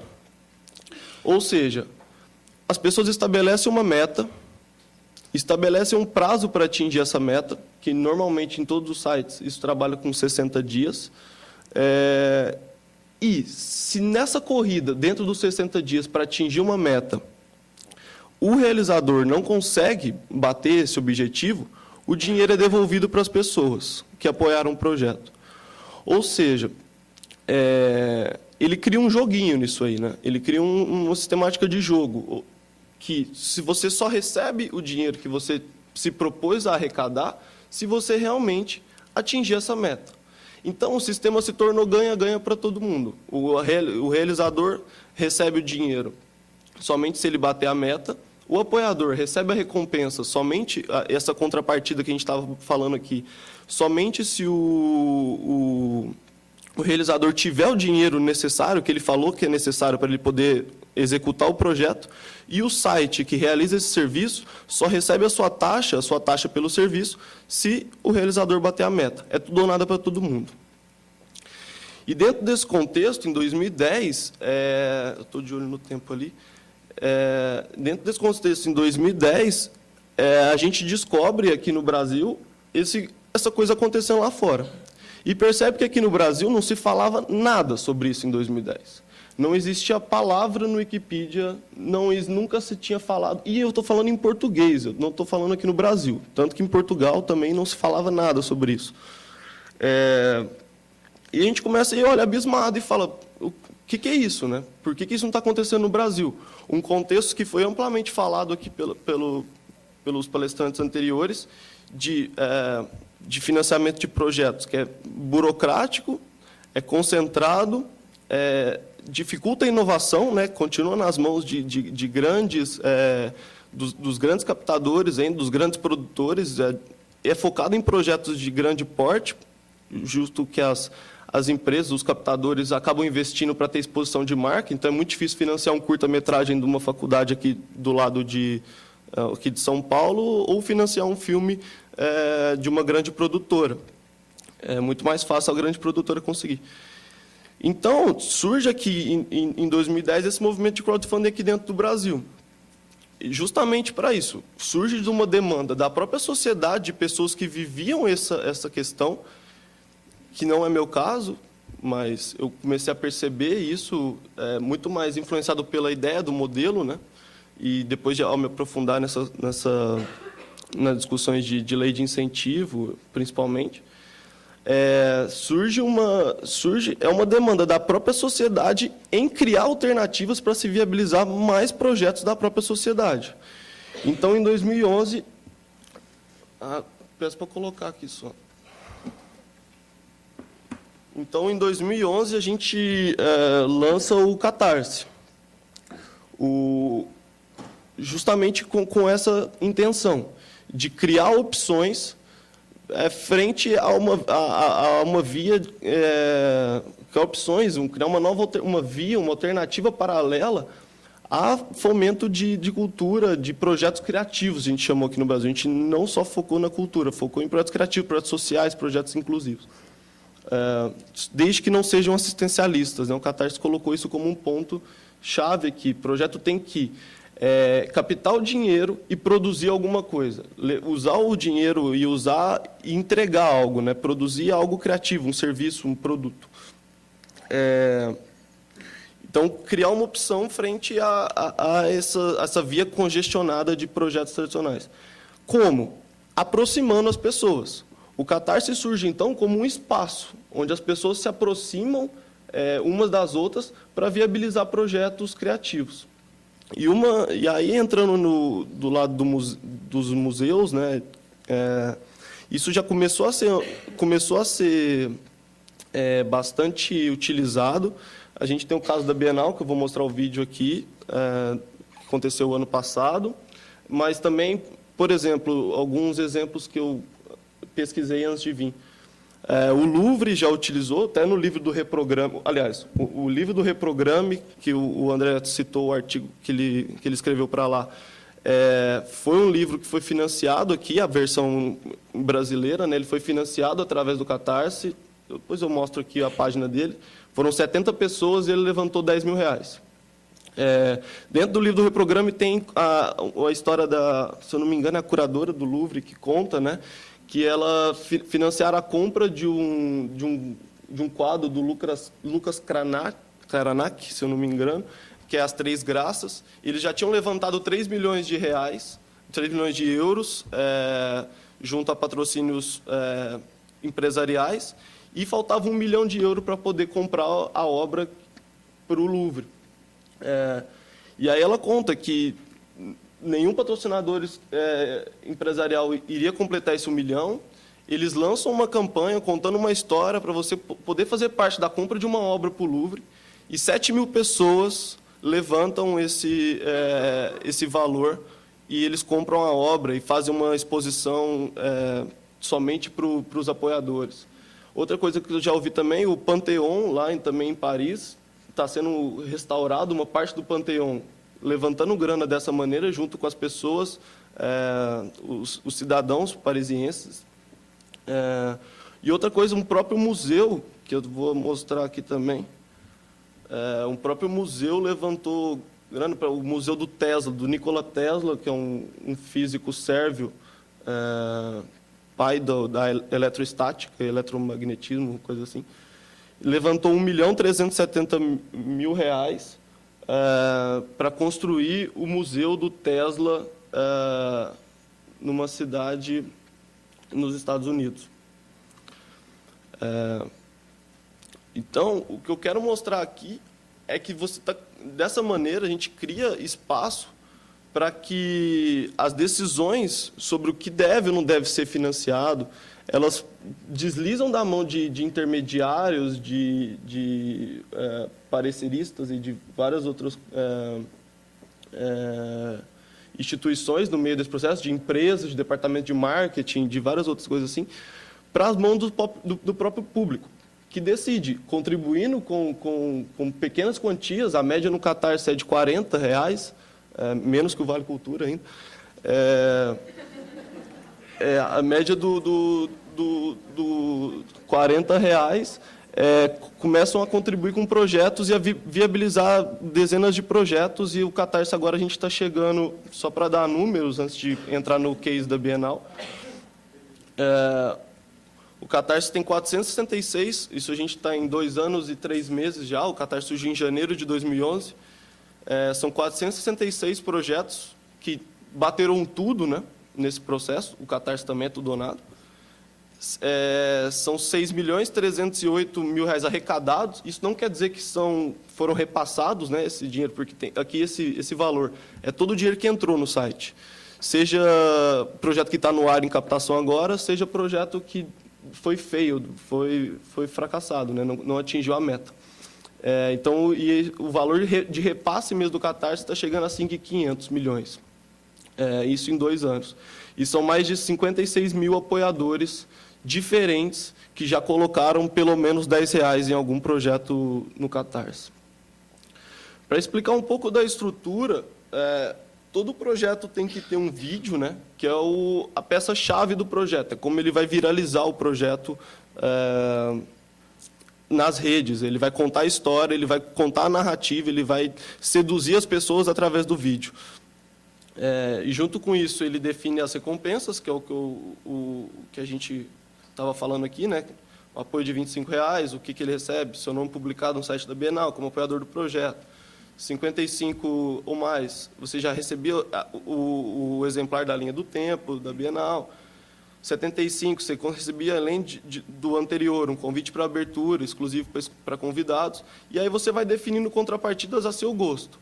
O único ponto principal aqui é que não podem ser contrapartidas financeiras, ou seja, porcentagem sobre... Acho que não. Acho que não carregou.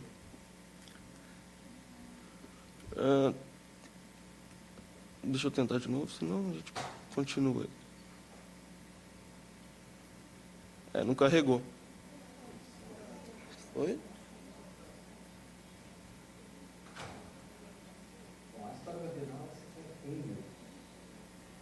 Com a história da arte contemporânea no Brasil.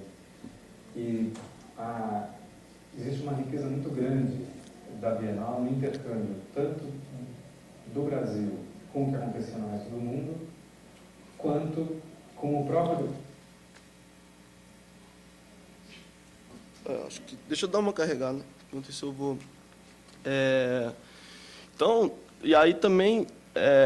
os projetos aqui são de diversas categorias, né? Artes cênicas, artes plásticas, cinema, música, muito concentrado ainda também, a gente percebe muita coisa aqui, muito concentrado ainda em Rio, São Paulo, muito concentrado ainda em música, em cinema e vídeo também, e artes cênicas, o teatro também parece como terceiro projeto, mas jornalismo, documentário, quadrinhos, design, softwares, aplicativos para celular, games, jogos de tabuleiro.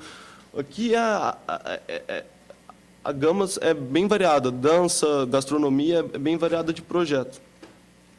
Mas o mais importante que a gente tem percebido aqui no Catarse é que todos os projetos trazem uma causa muito forte por trás.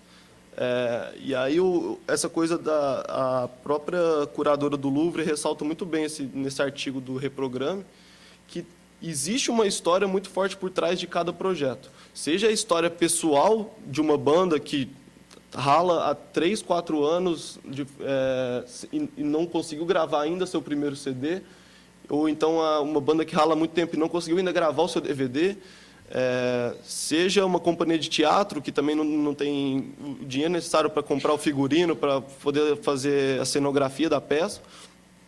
Então, todos os projetos aqui trazem, seja a coisa da arte pública, né?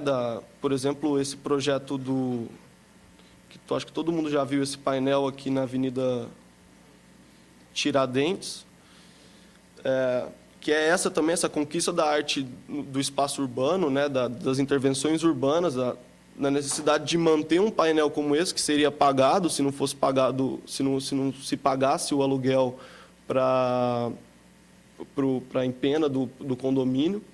Então, todos os projetos trazem uma causa, uma história, uma narrativa única muito por trás do seu projeto. E o mais importante aqui é ressaltar que não é milagre. Ninguém é que entra no Catarse, coloca seu projeto e vai chover apoiador. O trabalho aqui é de utilizar uma rede já bem tramada, uma rede já bem fortalecida, para poder canalizar ela para um objetivo comum. Então, não adianta vir no Catarse sem ter feito esse trabalho de rede que a internet te proporciona hoje, né? Que é de você conseguir divulgar seu conteúdo, juntar pessoas ao redor do seu trabalho, e aí depois você traz um projeto aqui para poder as pessoas colaborarem e interferirem, se apropriarem, se aproximarem do seu projeto. Então, o Catarse, para dar números disso, né, 88% dos apoiadores do Catarse são únicos e 12% dos apoiadores são recorrentes. Ou seja, a maioria das pessoas que entra aqui apoiou somente um projeto. É o pai, a mãe, o tio, o primo, o amigo, a galera que já gosta do trabalho da pessoa, que já conhece, já reconhece o valor que aquele cara tem. E aí ele depois vai gerar uma certa rede, um certo buzz em cima do projeto, vamos dizer assim, que vai atrair outras pessoas de apoiar.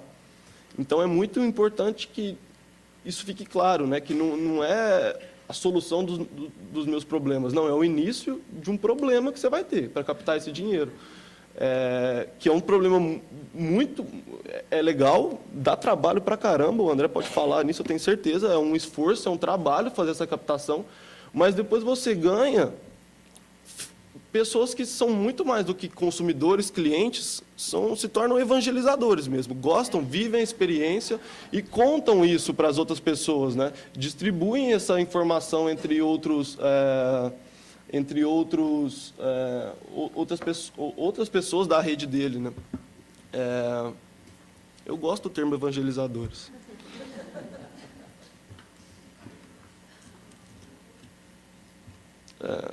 Eu vou passar o vídeo aqui agora. Foi um evento que influenciou muitas das coisas que aconteceram no país da década de 50 em diante. A área de comunicação da Bienal, em conjunto com as demais áreas da Bienal, concebeu um projeto que é um projeto sintético, trazer as principais informações ou alguns dos principais eventos da história da Bienal para uma linha do tempo. E, de certa forma, tornar essas informações mais acessíveis e também, de certa forma, organizar essas informações para a consulta do público. E a forma especial de fazer isso foi montar uma parceria com a Oficina Tipográfica São Paulo para fazer com que essa linha do tempo tenha, do ponto de vista gráfico, do ponto de vista do objeto, um caráter muito especial, que ela vire mesmo um objeto especial, uma espécie de marco também da história da Bienal até aqui. A Oficina Tipográfica São Paulo é uma organização não governamental que visa desenvolver e preservar a cultura gráfica ligada a essa tecnologia, né?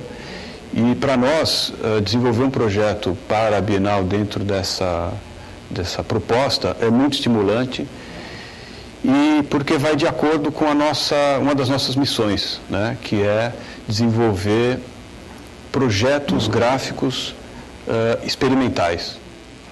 A partir da evolução, né, da história das bienais, a gente vai contar também essa evolução visualmente, mudando de acordo com o momento o estilo, a tipografia, ou seja, toda a linguagem visual vai acompanhar também essa evolução. Tecnicamente, a gente vai fazer a mesma coisa.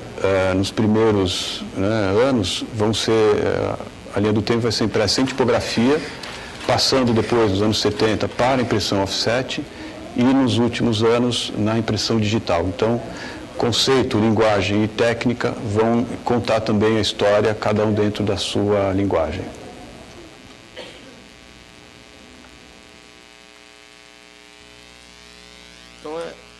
Então a ideia, só para dar um resumo e abrir para a pergunta, que eu acho que é mais legal, é isso.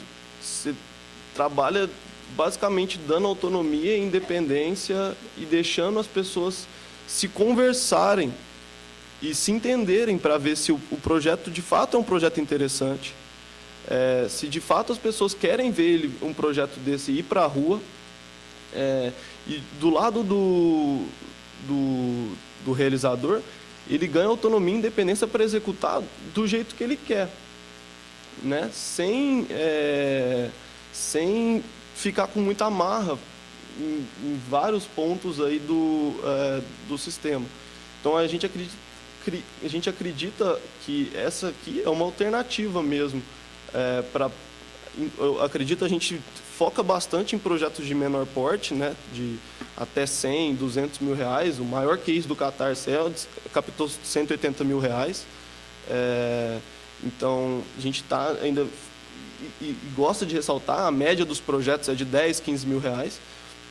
Então, é uma maneira alternativa a recursos governamentais, a patrocínio de empresas, ao banco, né, a questão das garantias que tem que ser dada ao banco, para que as pessoas financiem o seu projeto, da sociedade civil, pela própria sociedade civil. É isso, obrigado.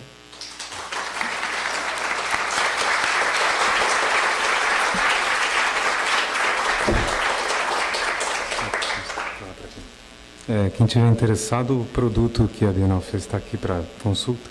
E ele é, de fato, um produto que está dentro dessa faixa de preço, mas é super significativo. Então, eu queria só reforçar essa coisa de... Não precisam ser projetos gigantescos, mas eles são realmente significativos para quem faz. Vamos abrir para perguntas. Muito prazer. Meu nome é Alberto Veloso. Eu sou diretor da Dezembro. A Dezembro é uma produtora paulista.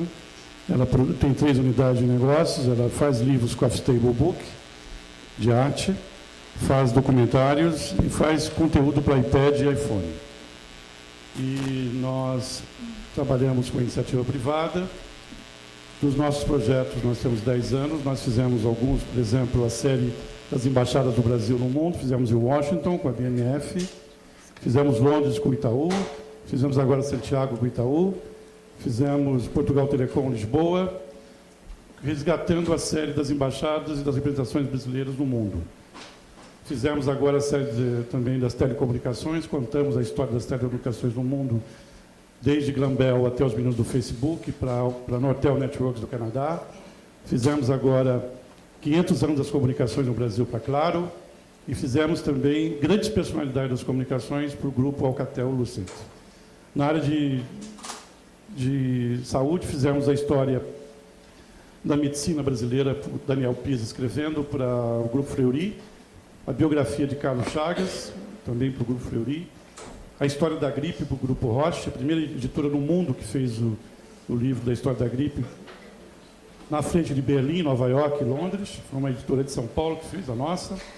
Cinema, fizemos o documentário São Paulo, Retratos do Mundo, ganhou o maior festival sobre São Paulo, está no YouTube. Então, a Dezembro tem feito bons projetos. E o mais interessante, sem nenhum lei de incentivo fiscal. Nós partimos do princípio que o governo tem que ter outras prioridades e a iniciativa privada, que está enriquecendo muito no Brasil, precisa entrar com o dinheiro do seu budget mesmo, sem incentivos fiscais. Essa é a nossa postura. Nós acreditamos também que o Estado brasileiro interfere muito na questão interna das empresas, de custos, acha que o empresário não pode ter lucro, o que é um absurdo. Se ele tem uma ótima ideia, tem uma ótima equipe, e se ele ganha 10 mil, ou 70 mil, ou 80 mil, essa é uma questão entre ele, a sociedade e o capitalista, e não o Estado tem que intervir quanto deve ganhar o empresário, e o empresário tem que fazer uma engenharia fantástica de jogos de finanças para poder ter um lucro, que nós sabemos como empresários como funciona isso na prática. A questão também do lobby em Brasília é imenso, quer dizer, o dinheiro público fica na mão de 3 ou 4 grandes empresas, que são otimamente lobistas na Petrobras, na Vale e outras, enquanto o empresário que tem o mérito, a inteligência, fica a ver navios porque não tem o lobby, não tem as articulações políticas em Brasília e também dessas grandes empresas. Portanto, é uma crítica saudável, como eu não tenho o rabo preso com ninguém, eu posso falar isso com bastante tranquilidade, porque não devo satisfação a ninguém, a não ser ao mercado, ao país e à missão da nossa empresa, que é levar ao público informação de alta qualidade, como essa de Carlos Chagas e outras. Com relação aos museus, acho também que o museu no Brasil é um conceito errado, absurdo. São templos elitistas para um grupo de 10, 15 mil pessoas. Acho absurdo, porque o principal foco do Brasil tem que ser a educação, e a educação tem que ser levada ao grande público. Então, o museu tem que sair aqui do Ibirapuera e ir para a periferia de São Paulo, criar o MAN 2, levando o acervo do MAN lá para a periferia paulista, criando workshops, levando os jovens das favelas para conhecer a arte brasileira, a arte mundial, não só aqui no Ibirapuera, mas também nas outras regiões. Quer dizer, criar um MAN móvel na cidade de São Paulo, e assim no Rio de Janeiro, assim na Bahia, e assim em todos os estados do país. Haver mais intercâmbio, sair dessa política do templo católico ou religioso do museu, e levar a arte, que é importantíssimo, para o público de maior necessidade, que é o povo brasileiro. São todos nossos irmãos, somos uma nação, nós temos que pensar mais abertamente os valores, sair dos valores elitistas dos pequenos centros e a nossa classe dominante, que é muito egoísta, muito capitalista, e muito pensa nos seus interesses, e levar mais para o grande público, que são jovens que precisam transformar essa realidade educacional. Eu acabei de chegar de Paris ontem, vi a exposição do Chagall, do Luxemburgo, e realmente nós precisamos trazer essas grandes exposições, mas não para o CNPPB, ou aqui para o MAN, ou para o MASP, levar essas exposições para a periferia do país.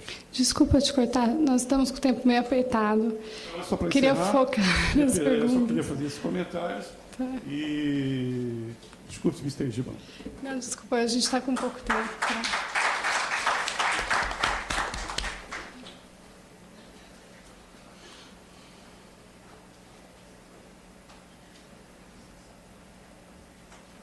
Bom dia. Alô? Alô? Está funcionando? Oi, bom dia. Meu nome é Mariana Dupas. Eu queria fazer uma pergunta para o Newton de quais são os critérios de formação dessa Comissão Nacional de Incentivo à Cultura. Pelo que entendo, ela que representa, de uma certa maneira, a sociedade dentro do Ministério, fazendo o filtro desses projetos. Responde logo. Bom, a comissão ela é formada a partir de um edital que é lançado a cada 2 anos. A lei já prevê que cada uma daquelas pessoas tem que representar uma instituição artística, uma instituição organizada da classe artística. Pode ser um sindicato de artistas, pode ser uma instituição fisicamente constituída, pode ser o MAN. Esse edital, quando ele sai a CNIC tem 21 cadeiras. São 7 titulares, 7 suplentes, primeiro suplente e 7 segundo suplente. Então, são 7 linguagens, cada um tem 3 representantes. Esses nomes são formados a partir desse edital. As empresas se habilitam, tem um critério mínimo, tem que ter 2 anos de existência e tal. Então, quem cumpre esse critério básico entra para o processo seletivo. Então, por exemplo, se em teatro 15 instituições se habilitaram, elas 15 se reúnem em Brasília, a gente não tem interferência, e elas vão ter que juntas apresentar 5 nomes. Então, elas entram num consenso para apresentar ao Ministério 5 nomes. Se por acaso nessa reunião não houver consenso, a gente intervém na votação. A gente tenta que eles se reúnem e façam o consenso, mas algumas vezes não consegue o consenso, a gente media uma votação. Definido esses 5 nomes têm como é uma inovação que nós colocamos desde 2010, esses 5 nomes de teatro, por exemplo, precisam ser um de cada região do país. Obrigatoriamente, os 5 nomes que a ministra recebe tem que ser um de cada região do país. Então, a ministra vai receber, depois desse processo, 35 nomes. São 7 cadeiras, 5 para cada cadeira. E ela, a partir dessa lista quíntupla, ela escolhe 3. O titular, o primeiro e o segundo suplente. Esses 2 que ficam pré-selecionados, eles substituirão alguém ao longo dos 2 anos que, por acaso, desista do processo. Porque, às vezes, as pessoas entram na clínica e acham que é fácil, e não é fácil. Você tem que tirar 3 ou 4 dias da sua vida por mês, se desloca para Brasília ou para outra cidade, e não é uma atividade remunerada. Essa clínica, ela não é deliberativa, ela é consultiva. A gente diz que a CNIC aprovou, mas, na verdade, o termo certo seria a CNIC recomendou a aprovação, ou a CNIC recomendou a não aprovação. Essa recomendação, num primeiro momento, ela é sempre acatada pela ministra, até porque ela não vai examinar 800 projetos. Então, ela confia na comissão e ela homologa essa decisão. Caso o proponente divirja da decisão, ele entra com recurso à ministra. E a ministra pode decidir, a partir de elementos que o proponente dá, por uma posição contrária à Comissão Nacional. Do outro lado, tem também os representantes do governo, é uma comissão paritária.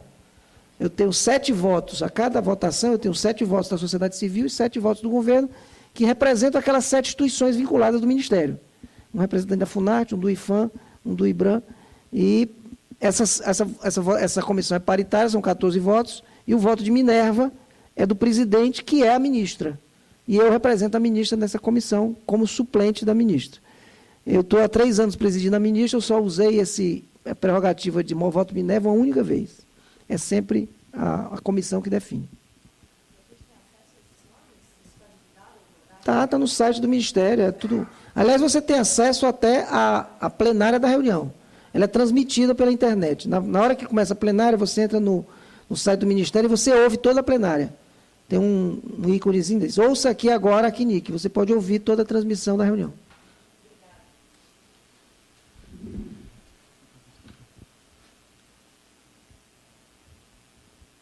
Oi, minha pergunta é para o André.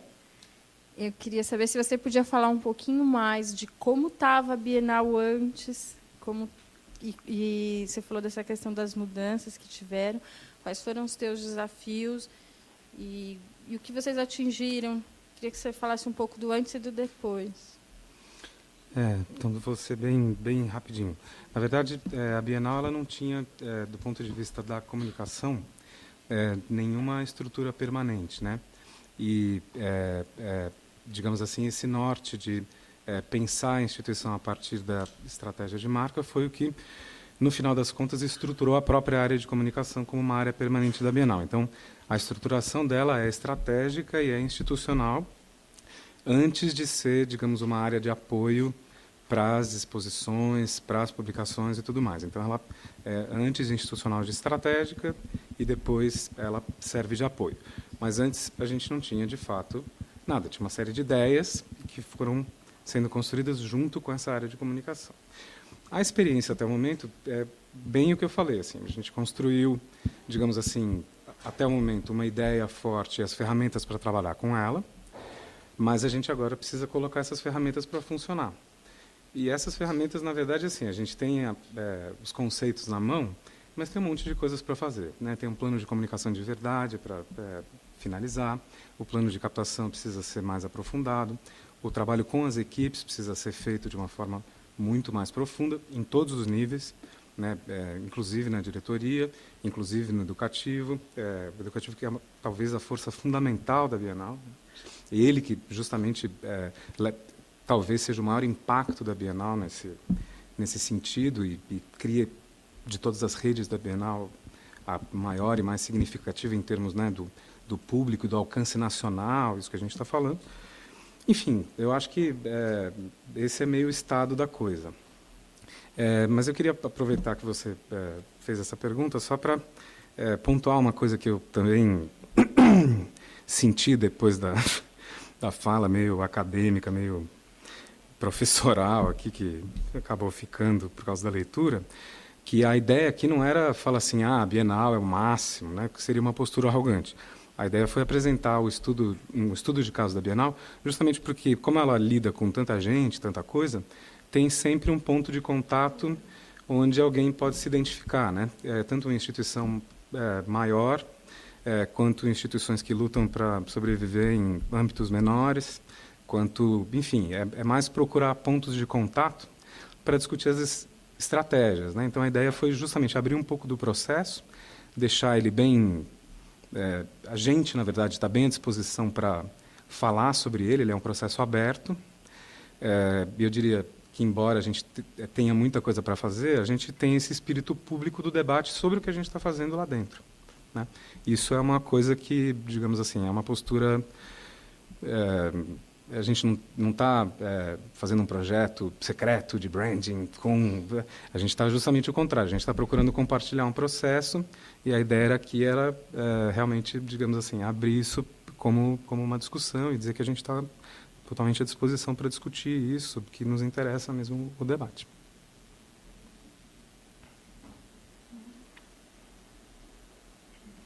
Boa tarde. Minha pergunta vai para o Newton. Meu nome é Pedro Sotero. Tudo bem, Newton? Eu vi que você fez a apresentação, na verdade, muito bacana sobre o que está sendo apresentado para o projeto de lei. Mas só na parte do Vale Cultura que houve uma preocupação, pelo menos na apresentação, de que o Vale poderia ser deduzido do imposto de renda da empresa, independente da forma da tributação. E nos outros slides, quando fala da questão do incentivo, da participação, isso já está superado, quer dizer, a gente já pode contar com qualquer tipo de tributação para receber essa doação, ou ainda está um pouco restrito a lucro? Não tá, real? No Procultura vai permanecer a exigência do lucro real, porque a Receita não abriu mão disso de forma alguma. E os parlamentares também concordam com a permanência do regime tributário no Procultura do lucro real. O que a gente está conseguindo é aumentar o valor e pegar empresas até 300 milhões e aumentar o percentual. No caso do Vale Cultura, é porque a defesa da ministra é que, por exemplo, você tem uma padaria e você tem ali 3 funcionários. Eventualmente, você talvez não tenha certamente não tem lucro real e talvez, eventualmente, não tenha nem lucro o suficiente para pensar no Vale Cultura. Mas você ter 3 funcionários, você vai gastar ali R$150 para dar para os seus 3 funcionários. De repente, o dono da empresa pode querer fazer isso, não é um valor que talvez pesasse para a padaria. O que é que a padaria quer de garantia? Que isso não se torna salário e que não tem encargos sociais sobre ele. É R$50 e só. Então, ele daria os R$50, mas não se beneficiaria do incentivo fiscal, porque ele não pode. Então, a nossa defesa não é nem a questão do lucro real ou não lucro real, é deixar todas as empresas usarem e só se beneficia do incentivo, aí sim, quem tem lucro real, que é o que está na lei. É o que é a interpretação mais clara da lei. Fazendo isso, a ministra entende que vai atingir muitas empresas pequenininhas, cabeleireiros, padarias, mercearias e tal, que principalmente no interior das cidades, no interior dos estados, são as empresas que movimentam aquela economia. Então, a defesa está muito mais por aí, mas nós não estamos focando muito na briga entre lucro real e lucro presumido. A gente está focando no sentido de que, está certo, só quem usa o benefício fiscal é lucro real, porque isso a Receita não abre. Agora, as outras empresas podem dar o seu Vale Cultura e o governo garante que aquilo não é salário e que aquilo não onera mais e que ele pode tirar no dia que ele quiser, não tem habitualidade. Essa é a nossa defesa. Bom dia, meu nome é Ângela Barbura, eu sou gerente da Galeria Marta Traba do Memorial da América Latina. Bom, primeiro eu queria parabenizar a diretoria do MAN, o Felipe, aqui, toda a equipe por mais essa edição do Transmuseu, e realmente essa mesa de hoje assim, foi espetacular. Assim. A gente vive no dia a dia toda essa angústia de levar à frente, né, uma instituição cultural no país, ou um programa de exposições, ou seja, o que foi, e realmente acho que as 3 falas foram assim, muito, muito importantes, acho que vão gerar um pelo menos em mim, geraram uma esperança nova, né? Todas as questões de Lei Rouanet, o Procultura, tudo isso, né? Uma nova visão, a questão da marca. E, especialmente, o Luiz Otávio, né? A gente adora, né, quando vem assim, apesar de já conhecer, mas ouvir um pouco mais a respeito do crowdfunding. A juventude continua, né, ali inovando e trazendo soluções que a gente nem conseguiria imaginar. Isso é muito bom.